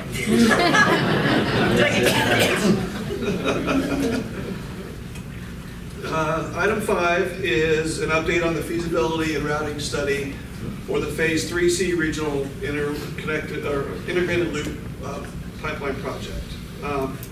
We were here back in June. At that time, we provided a project status, and we included an overview of the preliminary routes. Wade Trim provided an overview of all the preliminary routes that they identified for these projects.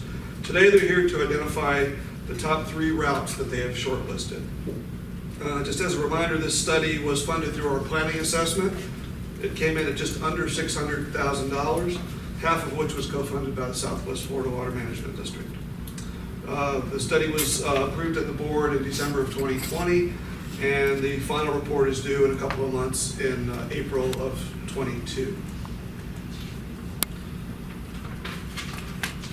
This is a 2-part item. It is information only at this point. The first 3 items, the project overview, the feasibility and routing study update, and the next steps will be covered by myself and Tom Wilson from Wade Trim, and then Mr. Manson will speak to item 4, the interlocal agreement.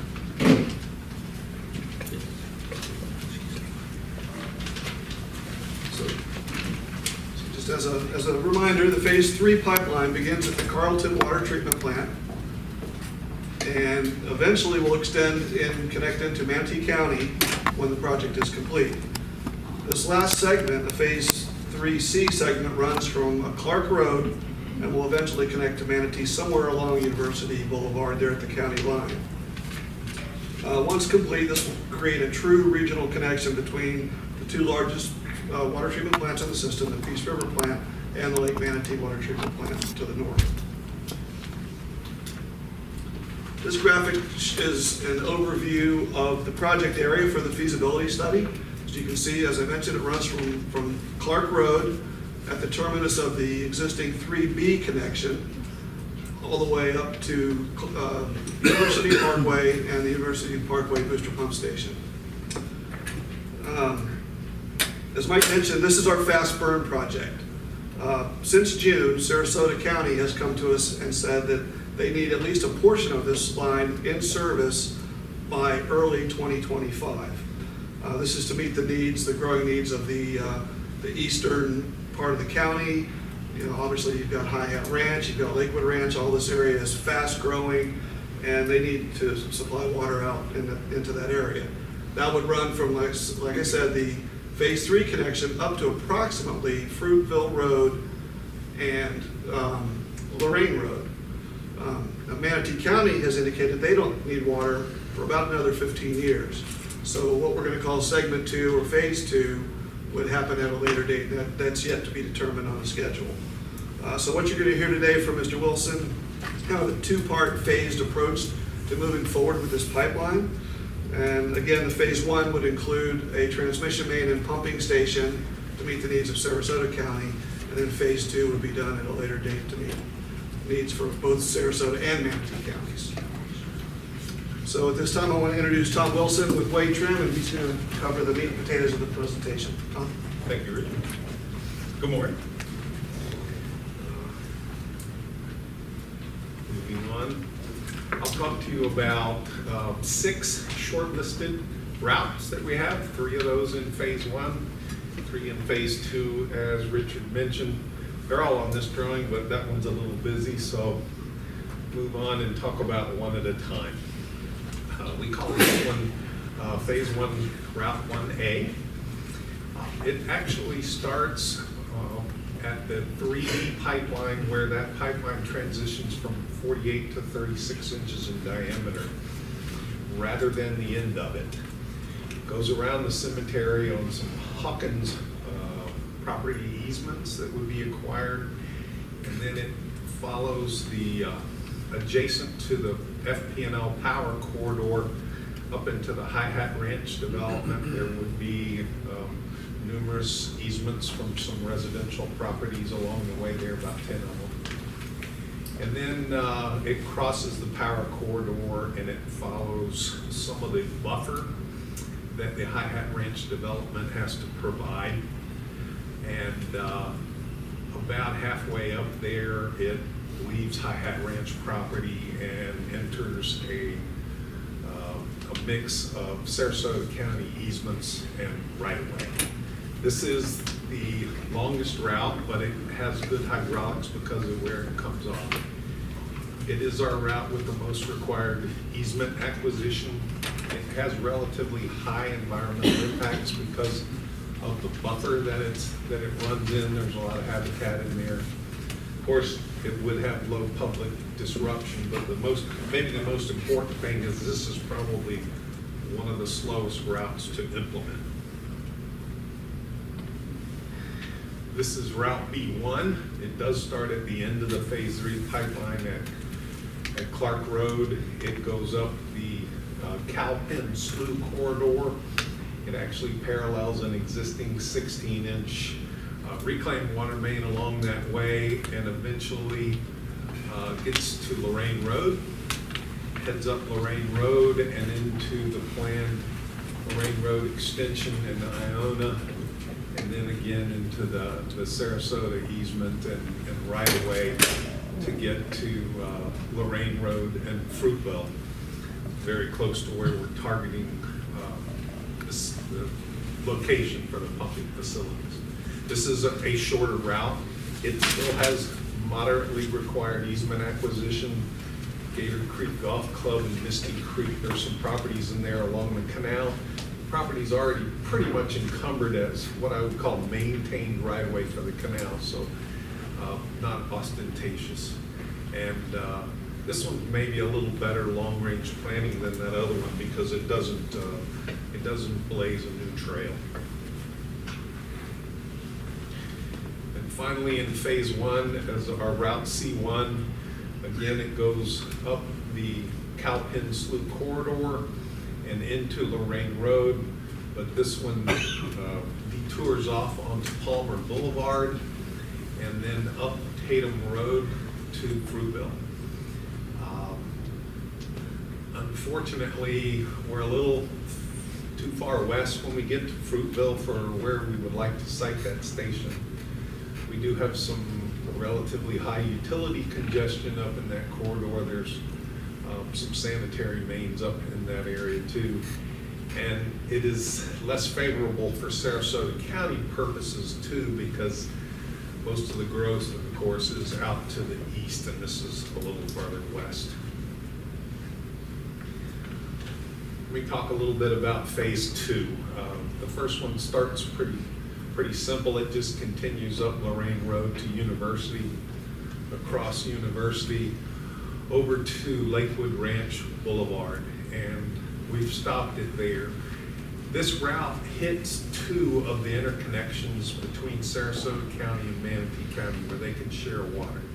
One in that far right corner and one at the Lakewood Ranch, the pump station there, where Manatee County has a 36-inch main there, so we can deliver a significant amount of flow for emergency purposes, and then well down the road some normal flow. You may notice that it doesn't deliver water to the University pump station, which is scheduled to have Manatee County stop supplying water in 2025. So one of the things we might be able to do here would be to deliver 5 MGD of normal flow at Lakewood Ranch to Manatee County, and then they would continue to deliver water to Sarasota County over at University Pump Station. It solves 2 problems. One, we don't need perhaps the pipe from there all the way over to University, and it also allows this rather large pipe that needs to deliver emergency flow to have a steady flow in it so we can keep up the water quality. Of course, we can't have a big pipe out there with no flow in it. The water quality would go sour. Phase 2, Route B2, continues up from Fruitville along Lorraine Road, and this time it detours off to Blue Lake Road, which is under construction right now. And then it has a leg that goes up Lakewood Ranch to that same delivery point that we mentioned, an interconnection between Manatee and Sarasota County. It also has a leg that goes across and up Cattleman and kind of through the mall area and across DeSoto, and it does connect all the way to the University pump station.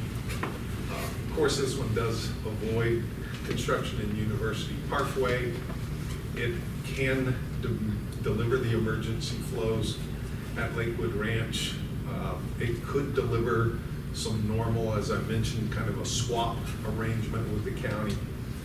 And it will deliver water all the way to University Pump Station. Now, the Sarasota County does have a 24-inch main in Lorraine that goes from Blue Lake Road all the way up to University that might be another option to deliver water to Manatee in an emergency scenario.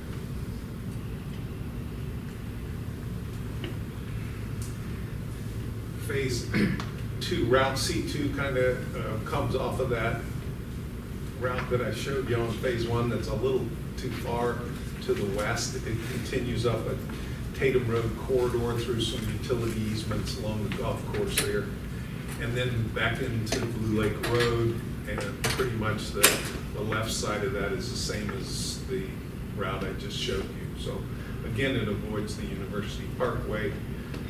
It does deliver emergency water at Lakewood Ranch and can deliver flows all the way to University Pump Station. But again, it's a little too far west for the site of a pumping station and storage. So we'd have to connect those two at significant cost.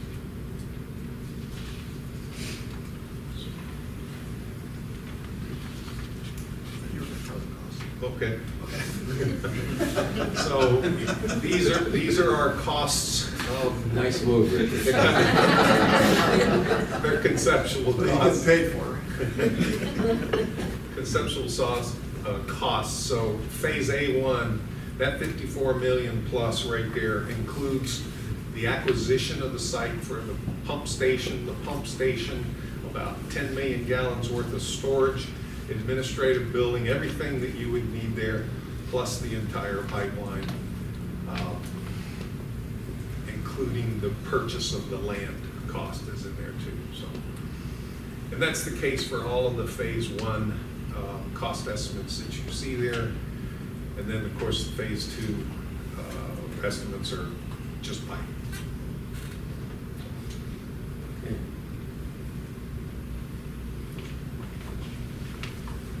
Okay, back to me.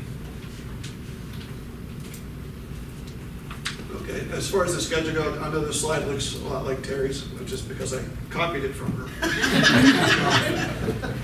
But as you can see, the feasibility routing study, as we mentioned, is due to be completed here in April.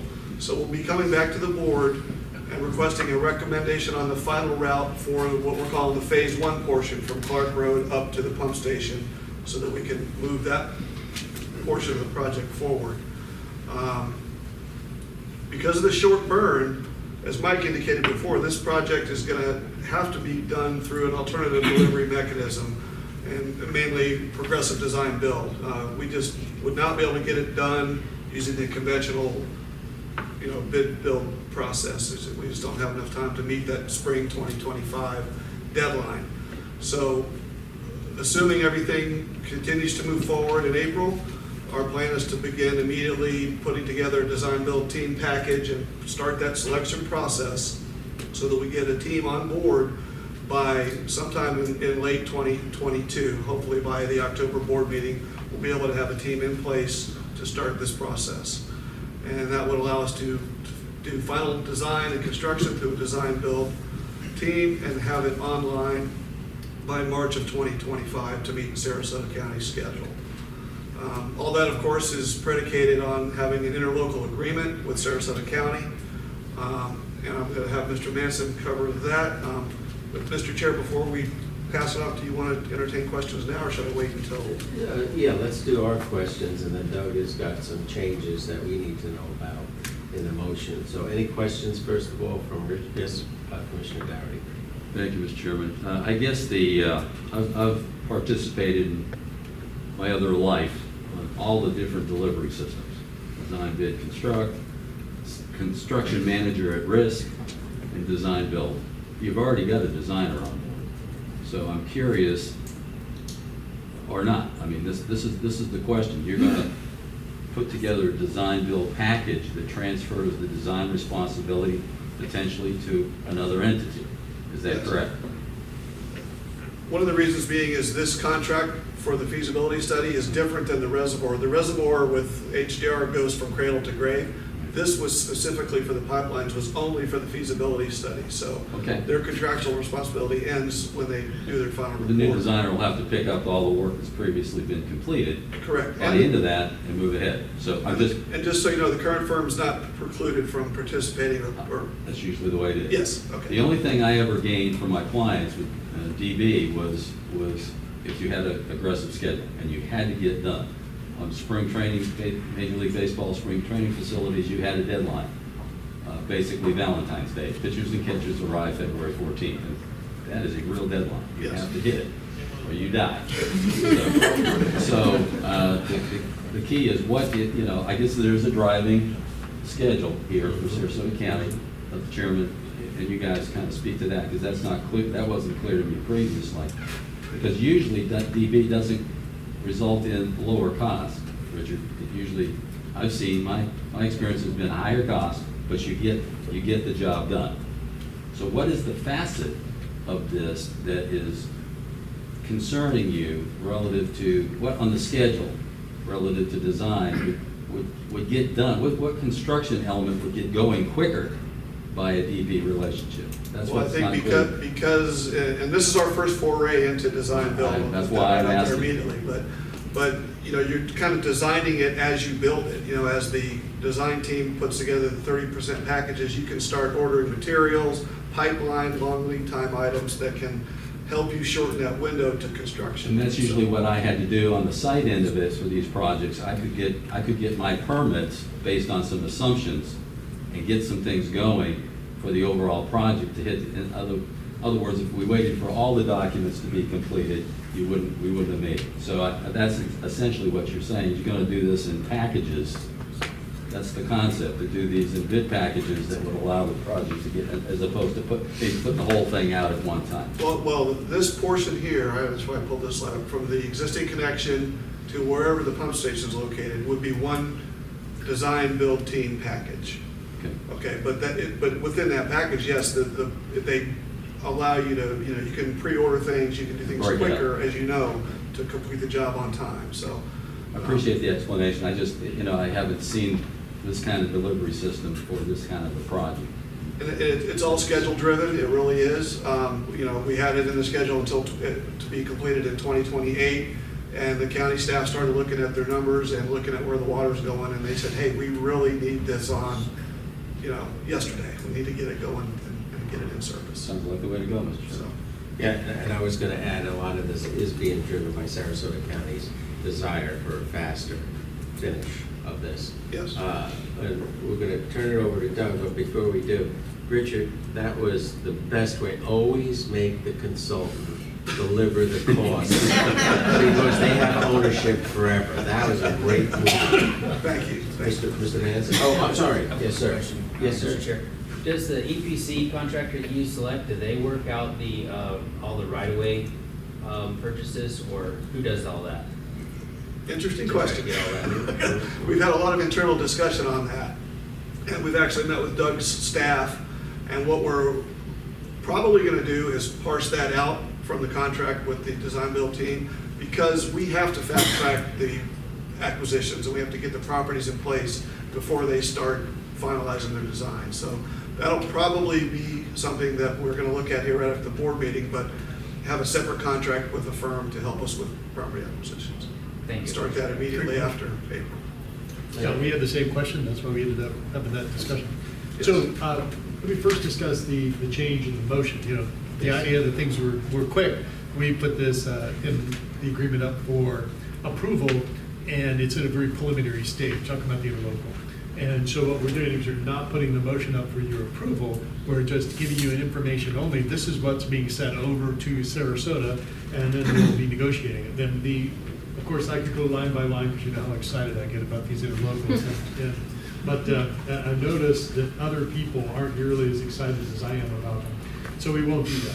But the idea is we took the latest draft of the interlocal we've had for a pipeline agreement, and frankly, we just updated it with all the material for this particular pipeline, and we placed it in an agreement. And so there's a couple other areas, and we'll be discussing in a moment another phase where we did the similar thing with the interlocal. We'll be negotiating certain provisions of this, and probably working on one particular one, which is the idea that we're putting a pipeline in. Sarasota County is the only partner, just like in the next one you hear, Charlotte's the only partner involved in the contract. What happens as you continue under your vision and guide to interconnect others to these pipelines in the future, whether it be another member like Manatee County or a non-member, a city that may want to interconnect in it, that's along these pipelines.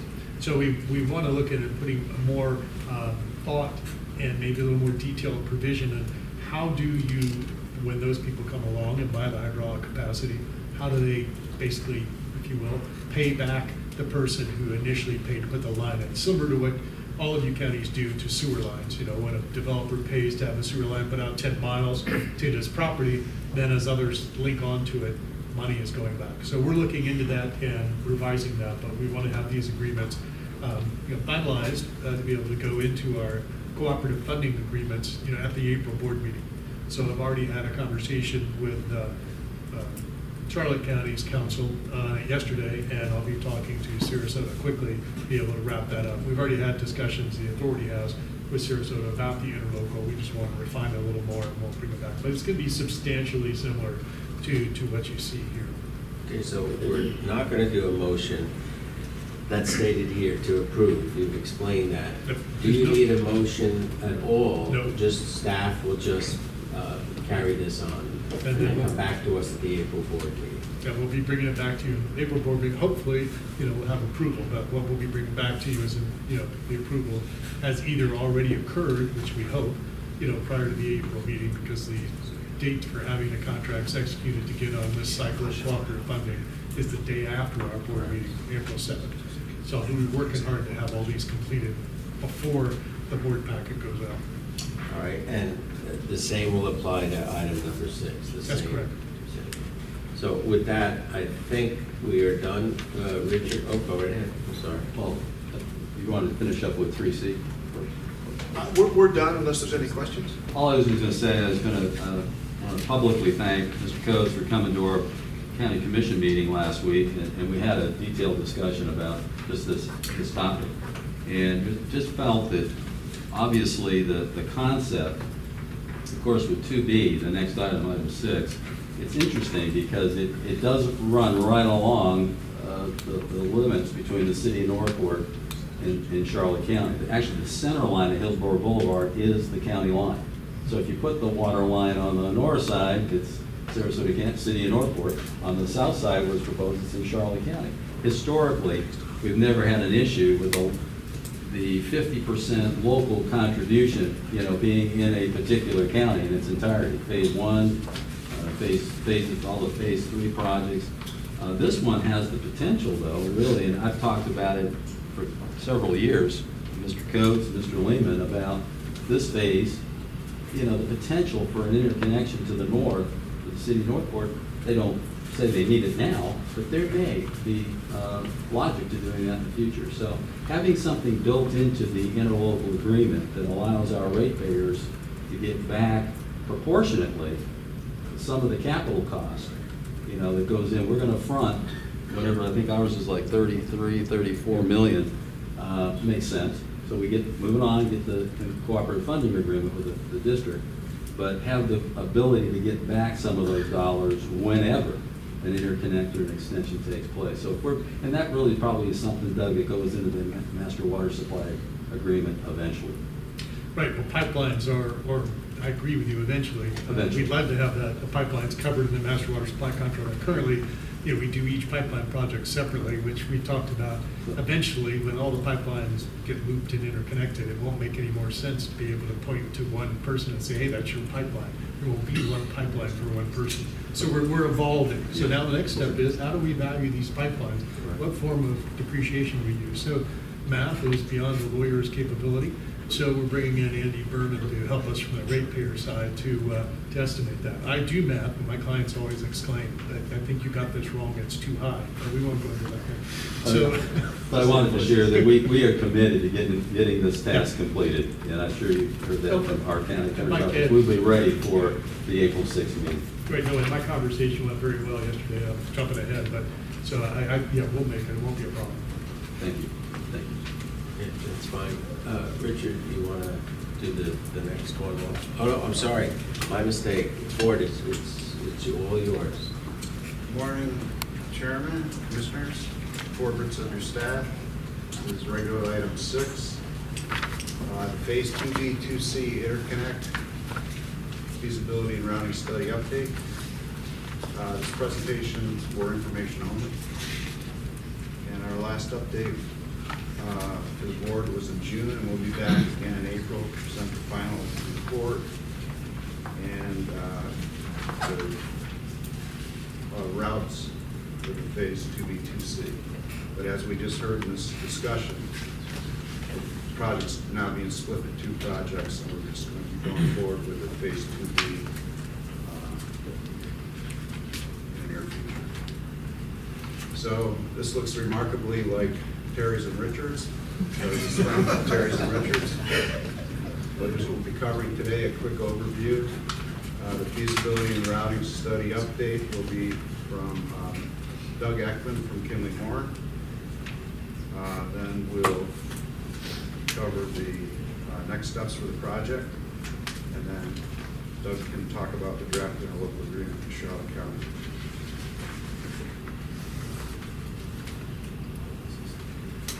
So the phase 2B, 2C begins at the terminus of the regional system, and as it's envisioned now, goes west,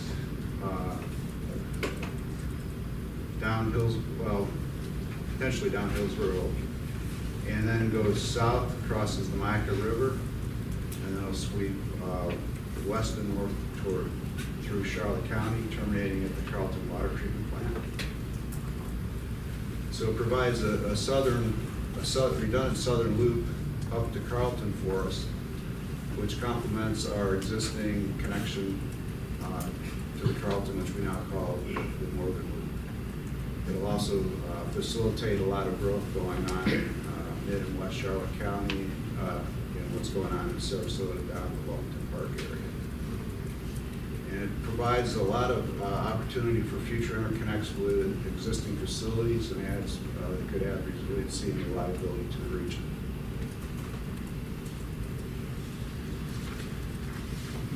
And now, Doug, right here. Thank you, Ford. Doug Ekman with Kimley Horn. Back in June, we showed you this spaghetti map of all the possible ideas of connecting the termination of what was called Phase 2 with Carlton. And after meetings with the authority members, customers, and partners, we weeded that down into a southern loop concept and broke that down into a series of segments and nodes for analysis. We created a custom GIS database that brought in data from the counties, City of Northport, property appraisers, FDOT, FDEP, the Water Management District, and we also conducted our own on-the-ground survey and reconnaissance to add to that database, looking for information that was not in publicly available GIS. Number of customers who might be impacted during construction, bus routes, schools and hospitals, that type of information. We went through a lot of analysis and had further meetings with Charlotte County staff and communications with Sarasota County. And as a result, we came up with 3 route alternatives for Phase 2B and Phase 2C, which I'll discuss. For Phase 2B, our first alternative, route alternative, we call Point 1, does follow Hillsborough, Chancellor, and terminates at the Gulf Cove, existing Charlotte County Gulf Cove Booster Pumping Station. And we were looking at putting it on the south side of Hillsborough, to answer your question. Phase 2B is similar, except takes advantage of veterans route, and it's a little bit shorter. And Phase 2B.3 is similar to 2B.2, except we observed that Kenilworth Boulevard is a lot less congested, runs parallel with veterans, and might be a better location if we follow that route. All 3 terminate at the Gulf Cove site because that site has benefits to both the authority and Charlotte County. Delivers water to high demand areas in central and west Charlotte County, and allows the authority to have like an open-ended pipe so that the water can be maintained fresh rather than a dead-end pipe. And it's a logical phasing point. Those costs up there include engineering, survey, construction, and land acquisition, the property easements. Although Route 2B.1 is a little longer and therefore costs a little more, costs are comparable, and 2B.1 is mostly in public right-of-way, which could be beneficial. And as mentioned, it offers opportunities for future delivery points. The Gulf Cove site is a really good place to terminate 2B.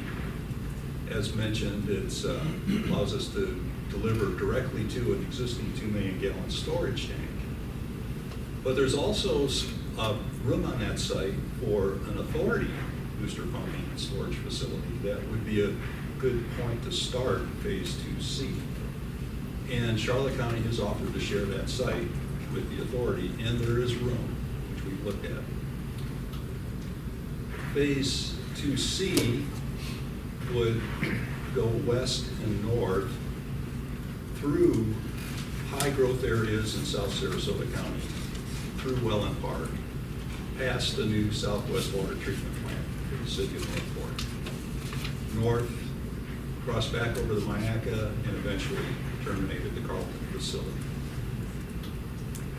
A variation of that, which we call 2C.2, extends the loop further west so that it passes by an existing site, the plantation site, where there is a tank right now that is not being utilized. That might be a delivery point to South Sarasota County. The idea being, we talked about energy earlier today, why pump all the water to Carlton so that some of the water gets pumped back to South County? Why not deliver water directly to South County? And phase 2C.3 is an extension of that thought, because the Venice Gardens water treatment plant might be a better delivery point for distribution of water to South Sarasota County. So those costs are conceptual, but they also include the cost of the booster pumping and storage facility. And 2C.3 has fewer easements. It's more of that route was in public right of way. So we're recommending a phased approach. We're recommending proceeding with the preliminary engineering on phase 2B. That route and that termination point at the Gulf Cove site is consistent with Charlotte County's water supply planning. The Gulf Cove facility offers benefits to the authority and Charlotte County, facilitates operational efficiencies by having an open-ended pipeline, and is consistent with regional planning. Phase 2C, the timing is still under evaluation. Board. Thanks, Doug. So the next steps and schedule. As we've been discussing, the routing and feasibility just about done, so we'll be back in April to present the final report and a recommended route for each phase. And we anticipate executing the interlocal agreement with Charlotte County, because that local match is really needed for us to secure the SWIP money co-funding. And on that basis, preliminary engineering will begin in FY 2023, October 22, followed by final design with a construction completion target in the fourth quarter of 2027. And so now we can take questions, and Doug can discuss the interlocal. Sure, we'll take questions. We're not going to have a motion on this. We've No, already no gone motion. all through that. Yeah. Yes. I have a question. We keep seeing various routes and options here. Some go through different booster stations. We talked about Venice Gardens, and there could be some advantage to going through a water treatment plant.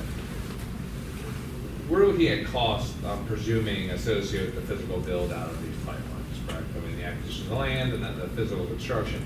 Are we going a step further? Because obviously you just look at these and say, okay, whichever one's cheaper, barring dealing with entitlements and easements.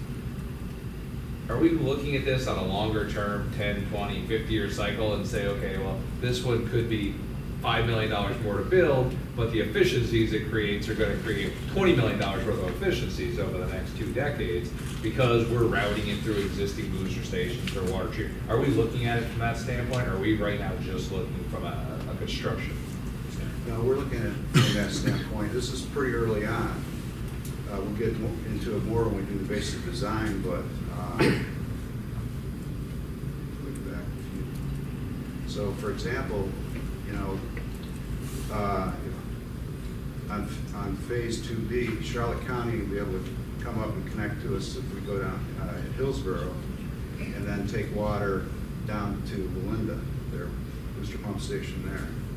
We'll be delivering water to Gulf Cove, which also will provide a lot more water to the area and take care of problems they might have if some of their other booster pump stations in Mid and West County were to go down.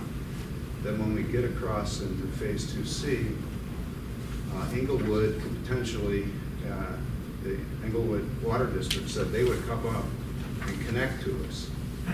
So the benefit of that would be there's another phase that's was studied back in 2006 called phase 2D. We could potentially take that offline because now Englewood can come up and tie into us. We also go by the Southwest Water Treatment Plant. They're interested.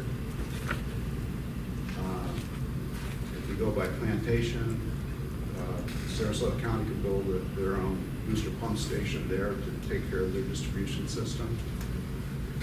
We still have the pipeline now is envisioned at 42-inch because the whole idea really is to have this loop system is to be able to get water up to Carlton from the south to the north and vice versa, either direction if there's an emergency somewhere in the system. Then Venice Garden is going to be going offline in a few years. So they have tanks and a lot of capacity there. So if we put something there, that could help out the region as well and help out Sarasota County. So we're looking at all that, but it's kind of early on right now. Of course, yeah, 'cause we're talking about potentially doing something with the contract, like we just mentioned with Charlotte County. Well, they're on the hook for this here, but if you look at 2B1, for instance, it's about $2.5 million more to build that route compared to the other ones, which in theory would all be on Charlotte's back at this point in time. So why would you spend $2.5 million if you don't need to? But the benefit of that in one part is potentially City of Northport. Well, it was a better understanding of, hey, it's going to cost me $2.5 million more up front, but I'm going to get $500,000 from City of Northport for the next 20 years by putting that in. Then it's economical to do that, but we don't have the framework even to make that decision. Right. Well, right. I mean, basically, right now, Northport, City of Northport's position is they're not interested. That doesn't mean they won't be in 5 or 10 years from now. That's why you've got to take a look at our local agreement. But they really won't be if Charlotte decides to go at 2B3 and they're not near City of Northport. We've just tipped their hands. Spoiler alert, we're probably looking to go down. I'm just using it as an example. Just use it as an example because it's up there. I'm just saying, if they say they may not be interested, like, fine, we're just not going to put the pipe in and then they're stuck. So. Okay, but we are looking at this more of a global overall life cost. Okay. I've got a couple of thoughts. Commissioner Cruz just captured it, everything that was in my head, not that other commissioners' heads. That's exactly what I think we were thinking. I have to tell you that Welland Park last year was the 7th fastest absorbing in the United States of America. And help me with this, Commissioner Cruz, I think Lakewood Ranch was the 3rd fastest absorbing in the U.S. Second. And you're going through built-up areas, and for both you and Doug, excellent presentations. And I just look at that maze, because I've lived there and done so much work there. It's amazing you can find any routes at all that you won't get attacked for even suggesting. But don't discount the fact that Sarasota and Manatee County, 2 of the 4 here, have the 2nd and the 7th fastest absorbing things to happen, with a lot more room to get finished yet. So I like hearing, even though it's the next phase and a bit off in the future, that you're taking that into consideration as far as Welland Park. And did you have anything, since this may be your money?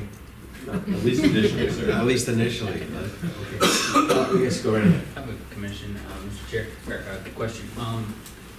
The target capacity that we have for 2030, I hear a lot about potential other folks that might be on the edge to connect and be new users, additional users. Are they already figured into that target capacity with the new reservoir? Or are you the right person to ask that question? Oh, on the reservoir? Right. I'm just thinking about all these, with these new pipeline projects and potential new people connecting, is that already part of that figure? Yeah, I'll take that one. That's the water use permit. And so in the water use permit, we didn't just look at member demand. We did look at population growth in the region. So yes, there is some consideration, even though they're not signed up on contract. But we had to go with the demands of just our existing contract members, to all 5 of them, to be able to project what we needed in the future. But yes, there's sufficient water in there. The permit's 50 years long, so the theory would be if we have to use up all that water in year 40 or year 35, we would just go in for another permit. So yes, we were looking at that. When Mr. Coates was doing the estimates, he was looking at the total region demand, and he was looking at our membership demand, and looking at how much water there might be. So, and that's the vision that the board has adopted, that, you know, we want to have a more interconnected system, local governments. And I just wanted to throw out that I know from the meetings that staff and our consultants all meet with the individual, like, you know, the Sarasota utility, the Charlotte County utility, Northport utility folks, about where growth is happening, where their pipelines are. And we saw that in the presentation and the way they design the pipelines.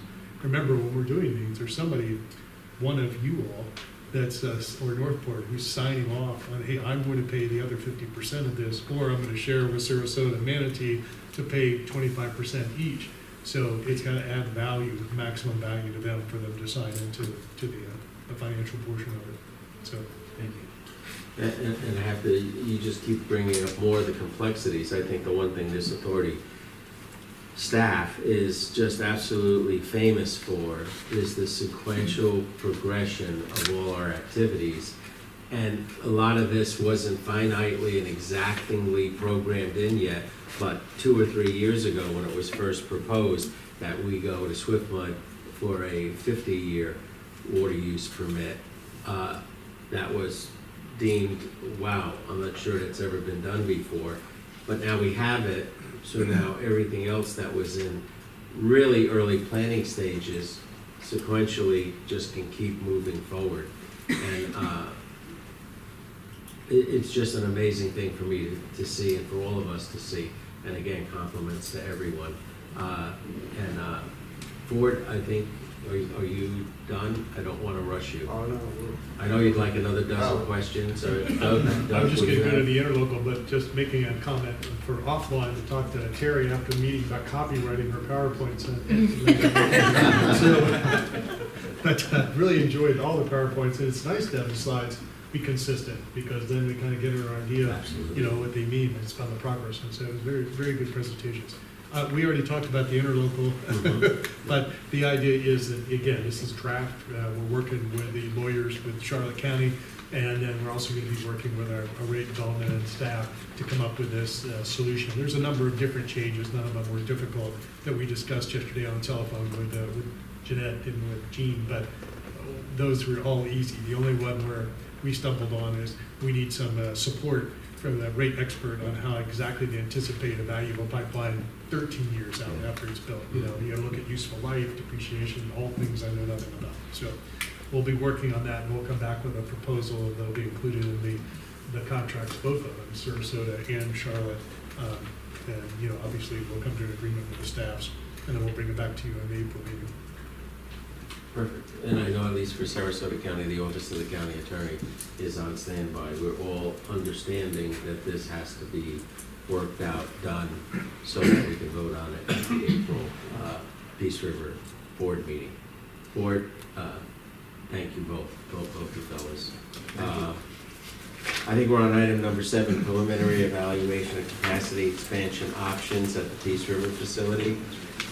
Richard and Chris Kusler, I think you're going to do it. Hey, how are you? And as he's getting his screen up, Terry, make sure you're giving permission for your stuff to be used, and your fellow workers aren't breaking into your office at night. Just look into that, would you? I take it out in lunch. Great. Well, for the record, Richard Anderson, this is item 7.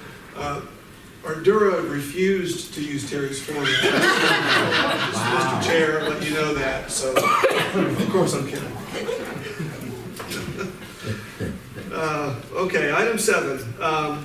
This again is an information item only. We're going to kind of shift gears here. You know, we've talked over the last couple of years a lot about the treatment, about the supply side, the reservoir. This board's moved forward, you know, the reservoir project, you know, including the intake structure, the reservoir pumping, and the reservoir itself, of course. What we haven't really talked about is the treatment side. But part and parcel to all those supply projects, you need treatment capacity at the water plant to achieve that yield that you're going to need to meet the demands going forward in the future. You're going to need a certain amount of treatment capacity to meet that 15 to 18 MGD yield that we're looking for here in the future.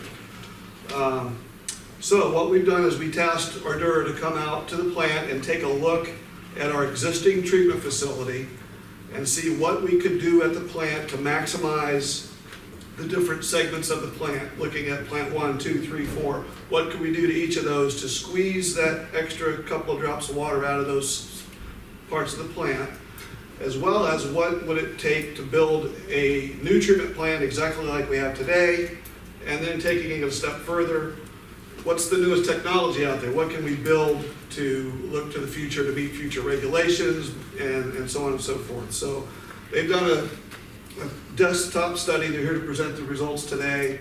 And so with that, I'll turn it over to Chris Kusler. So Chris, you. Good morning. I think it's still, yes. Good morning, Chris Kusler with Ardura Group. Nice to be here in front of you. So before I start, I just want to do a quick summary of what this plant actually is, because we call it the plant, but it's really 4 different treatment trains. The first train is plant 1. Plant 1 is the original general development plant that was here. It was originally built at 12 MGD capacity. It was re-rated to 15 MGD. And what happens here is water from the reservoir comes over to the powdered activated carbon contactors, which is shared between plants 1 and 2.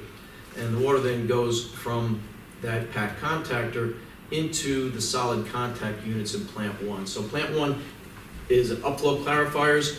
The water comes in, goes to the bottom of the clarifier, makes contact with a sludge blanket in the bottom, and then the clear water flows over weirs, is chlorinated, goes back to the filters. Plant 2 is a little different technology. That is a traditional rapid mix flocculation and sedimentation plant. So the water with the pack in it comes out of the contactor, polymer is added, floc is formed, goes into the sedimentation basins, the floc settles to the bottom, the clear liquid flows over weirs and goes back to plant 2's filters. Now plants 3 and 4 were constructed in around the 2011 time frame, and they have their own packed contactors. It's actually 2 separate treatment trains consisting of 4 solid contact units that are the same capacity-wise as plant 1, but they're only rated right now for 12 MGD each. So plants 3 and 4 are each rated for 12 MGD, so a total of 24 in the back end, and that water goes into their filters, and the water from all of the filters then goes into ground storage tanks and gets pumped out by the high service pump station. So what was the goal of our evaluation? Well, it was to look at this plant and, like Richard said, find opportunities to squeeze every drop we can, evaluate alternatives, come up with new ways to increase the capacity of the plant, and then rank those opportunities. So I don't even feel like I need this slide at this point. Why increase capacity? The plant is permitted total at 51 MGD. That's all 4 of those treatment trains together. The annual average day flow commitments are 34.7 MGD. The actual peak month flow is up around 41.6 MGD, and the peak day flow is getting almost 49 MGD. So you can see how the flow through the plant is getting to the point where you need to upgrade the plant, not to mention the reservoir, all the pipeline projects, and the additional demands that are going to come online. All right, so the approach we took. Of course, the first step was to collect data. We went through all record drawings, plant operational data. We came out and then looked at things to evaluate the whole plant, compare its operating performance against metrics and standard protocols, and then see where there are opportunities to make this better. Also looking at what alternatives can we come up to add things to the plant to increase capacity. Once we had those alternatives developed and we had a good feel for what they would require, we developed comparative cost estimates. And I'm saying comparative because we had 11 original alternatives, and almost all of those alternatives had items that were common to ancillary facilities in the plant. So we know we've got to increase the size of the chemical storage and feed system. We know we have to increase the size of the electrical systems. We know that the high service pumping needs to be improved. We know that the solids handling system needs more. So we didn't initially take those costs into account. We only looked at the process train improvements and came up with costs for those. We came up with not only capital costs, but life cycle operating costs so that we could look at long-term impacts. And then, once we had those costs, we worked with authority staff, we came up with criteria to evaluate each one of the alternatives, and then we scored them and ranked them. So let's talk a little bit about what alternatives we looked at. So we looked at adding a third upflow clarifier to plant 1. We looked at adding plate settlers or tube settlers into the sedimentation basins in plant 2. Now, both of those options require additional filtration on the back end. Plant 1 has about 4.6 MGD of spare filtration capacity, so we looked at interconnecting the filters between plants 1 and 2, and we also looked at adding filtration capacity to the back of plant 2. Not only dual media filters like you have now, but also membrane filtration. We looked at interconnecting the filters from all of the plants, however that didn't work due to hydraulics. We looked at re-rating plants 3 and 4 from 12 MGD each up to 14 MGD each. There's already been a study done to do that, and so that's almost a paper exercise in order to get the capacity increase there. And then we looked at constructing a new train, completely separate but identical to plants 3 and 4, so you get another 24 MGD out of there. So we looked at that several different ways. We looked at a conventional system like plant 2, a sedimentation system with dual media filters. We looked at plant identicals to 3 and 4 with dual media filtrations, and then we looked at a sedimentation system with plate settlers or tube settlers with membrane filtration on the back. And we'll talk more about that option later. As far as the criteria we used to evaluate them, so working with the authority, we came up with what's important for all of these options. So of course, cost is important, so we evaluated, we scored each option against the others with respect to their comparative cost. Operational flexibility is a big deal.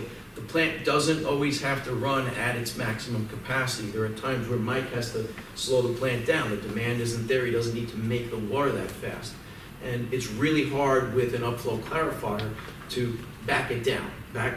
Upflow clarifiers like to operate at their design capacity. When you slow them down and then you bring them back up, it upsets the sludge blanket. It takes a little while for everything to settle down. So we looked at the options that we were looking at to come up with ways to provide turn down to be able to ride the plant up and down to match demand.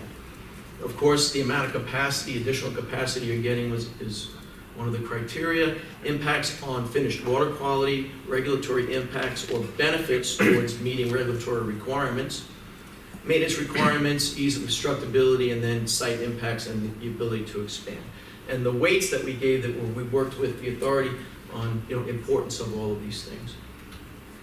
Then we took each of the alternatives and scored them for each of those criteria, multiplied by the weights, and boom, you get a total score. So once we did that, we came up with a ranking. Several of the alternatives were rejected outright because they just didn't work and their scores were really low. I'll talk about the top 3 ranked alternatives. The first ranked alternative was to build a whole new treatment train out in the greenfield past plants 3 or 4 with plate settlers and membrane filtration. And I will talk about the benefits of that option a little bit later. That can give you at least 24 MGD of additional capacity with the ability to go even higher. The second ranked alternative was to do same thing, new treatment train with plate settlers, except instead of membrane filters, dual media filters. And then the third ranked was to add plate settlers and membrane filtration to plant 2. And with that one, you only got 16 MGD of additional capacity. You're really limited by filtration on expanding plant 2. Now I want to point out the 4th ranked alternative, which was to add the 3rd upflow clarifier to plant 1. It's got an asterisk, and so does alternative 7, which was ranked 6th, and that's re-rating plants 3 and 4.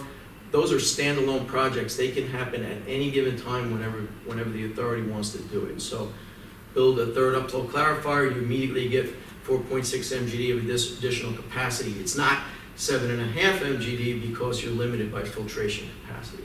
All right, and re-rating plants 3 and 4, like I said before, would be just a paper exercise with the DEP. So the benefits of constructing that new treatment train with plate settlers and membrane filtration, there's a bunch. So because we're using plate settlers, you get a lot more, they're a lot more efficient than just standard sedimentation basins with no plate settlers. So the tankage is smaller. We can construct the tanks in phases, so you don't need to put it all in at once. You can put it in tanks as the capacity is required. And there's multiple ways you can do that. Build the tanks, don't put the equipment in, leave space to come back later and add the stuff in, okay?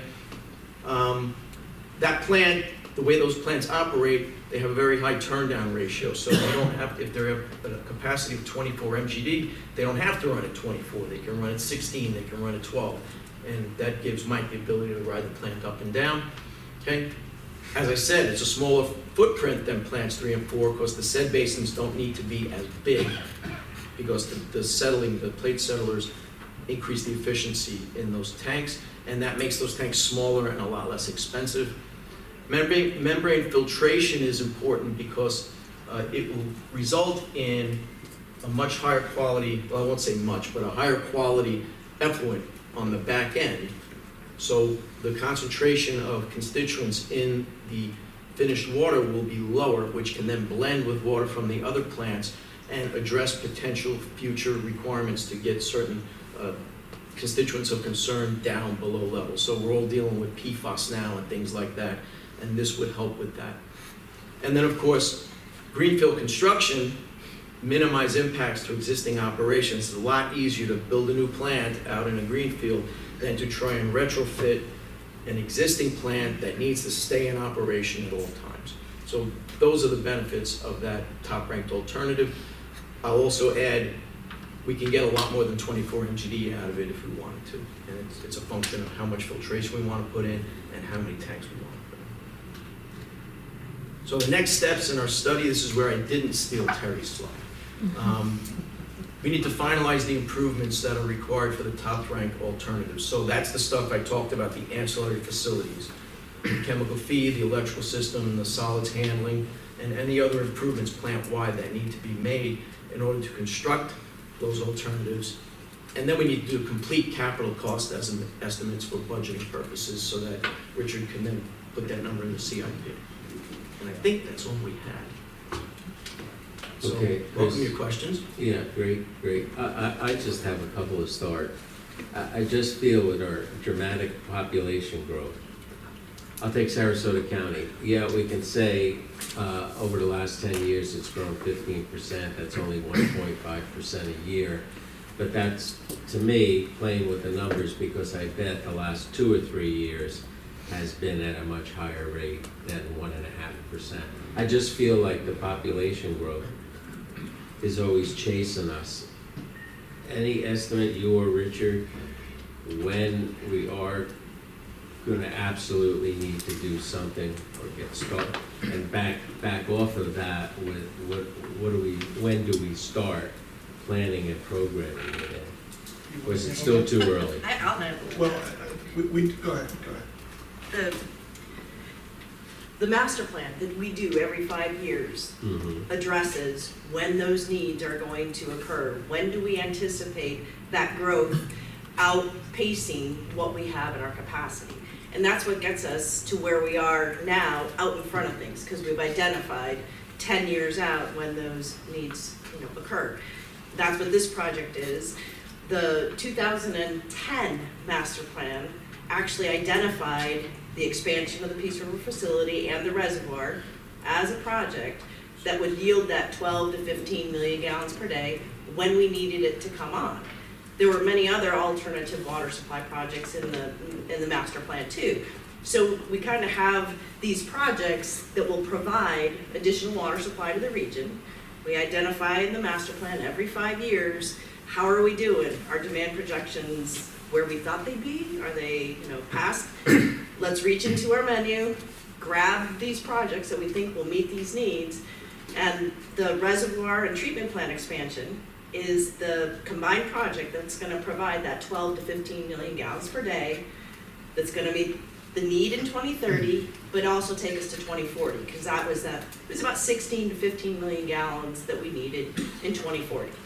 So these projects are gonna take us to that point. Did that answer your question? No, that's a great answer, and people that are smarter than me in this room probably knew that. I had to ask the question, and there might be one or two people that get to watch us that are like me and don't know it. So I think you summarized the sequential nature of all of our planning. When will we see numbers for these? How far in the future? Well, I'd like to say for numbers for these, meaning What Chris has laid out. cost estimates. I'm gonna Richard's give gonna that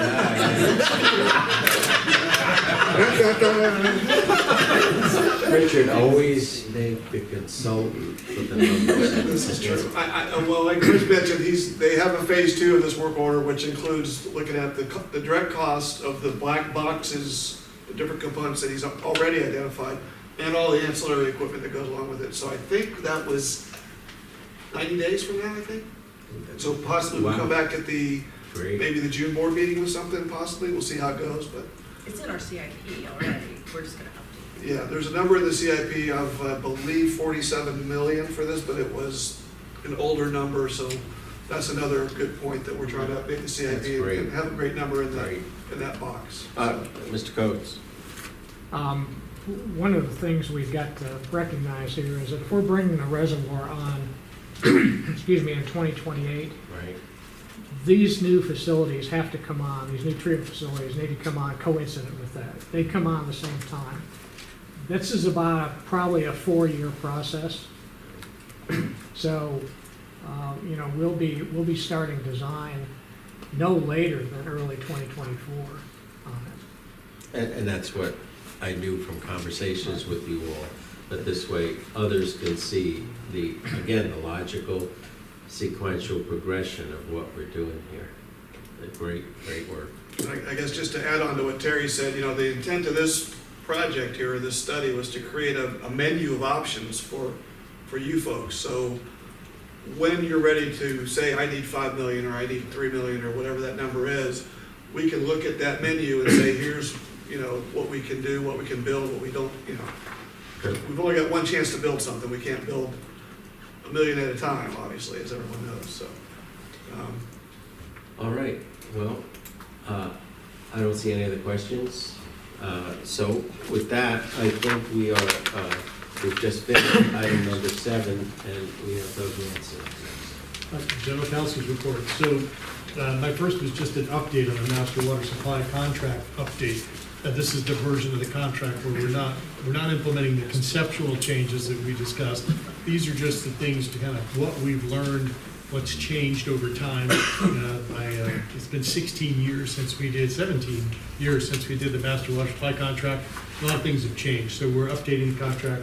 And we had a meeting, a professional staff meeting with all your staffs, and had a wonderful hour to go through the contract page by page. We had a lot of great comments and suggestions from different staffs, and we're going back and revising the agreement to reflect those. We'll bring it back to the professional staff meeting for another discussion, and then hopefully have it here, discuss for your board meeting in April or June, so we have something we might be able to agree to and send out. That's what we're working on. The exclusive providers customer status, that's DeSoto County. Now, we remember our governance agreement in Master Water Supply County. Anybody can be an exclusive customer.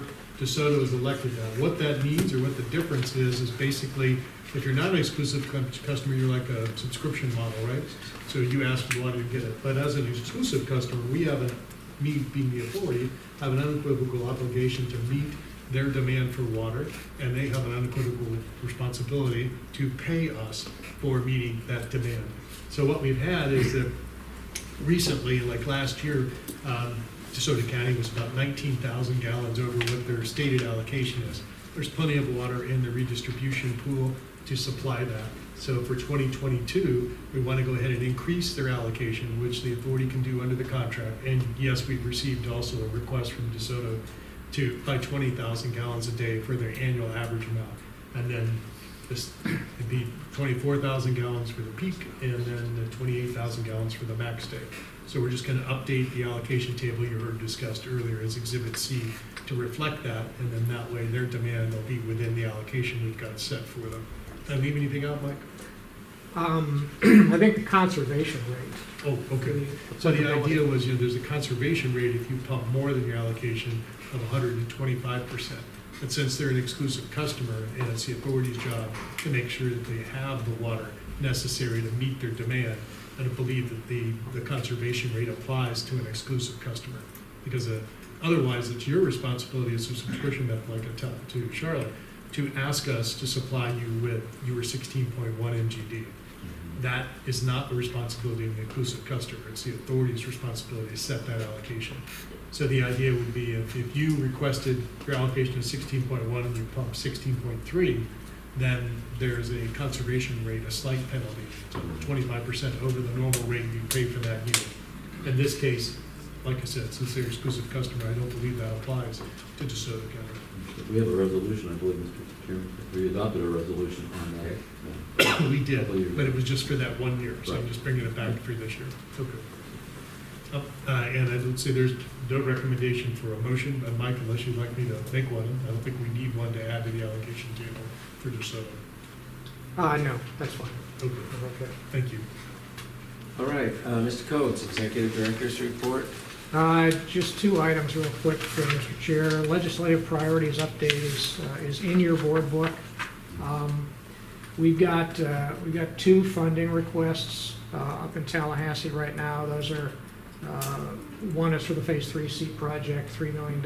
One is for the reservoir mitigation project, $2 million.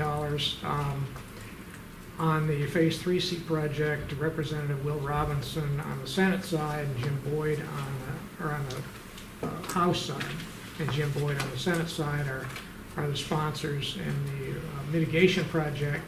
Majority Leader Mike Grant on the House side, and on the Senate side, Joe Gruters.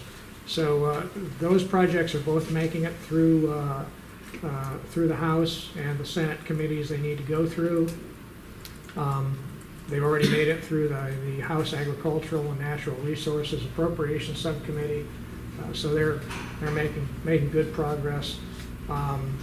We're tracking multiple water quality bills through the legislature, both finished water quality and water quality, for example, raw water quality in the rivers and lakes and that sort of thing.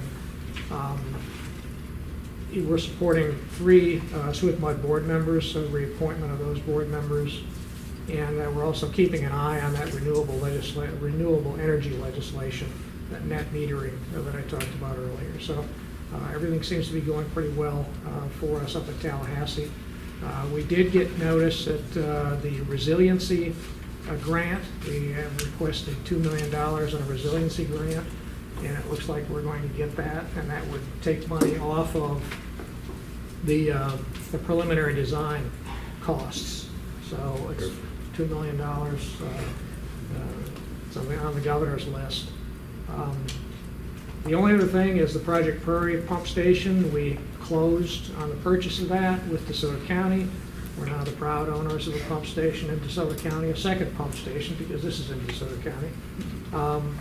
And we'll be working on the design for the modification on that that's needed to make that into a true regional pump station.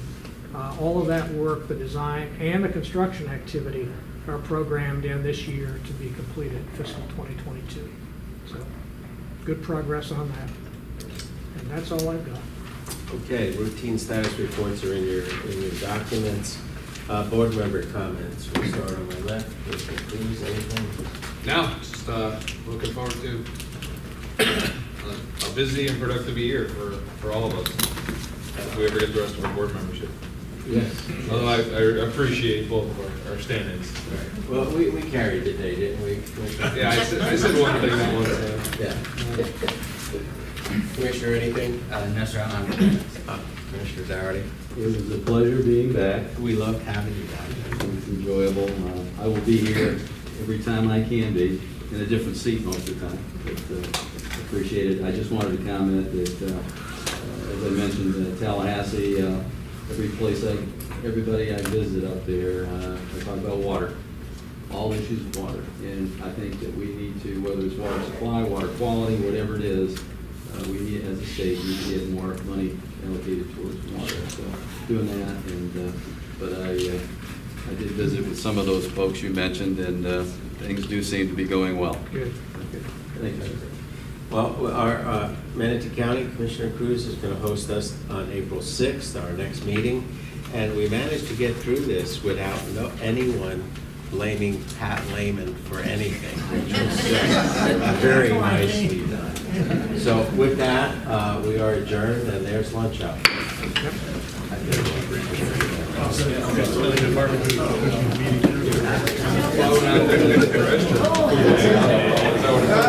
Before you go eat.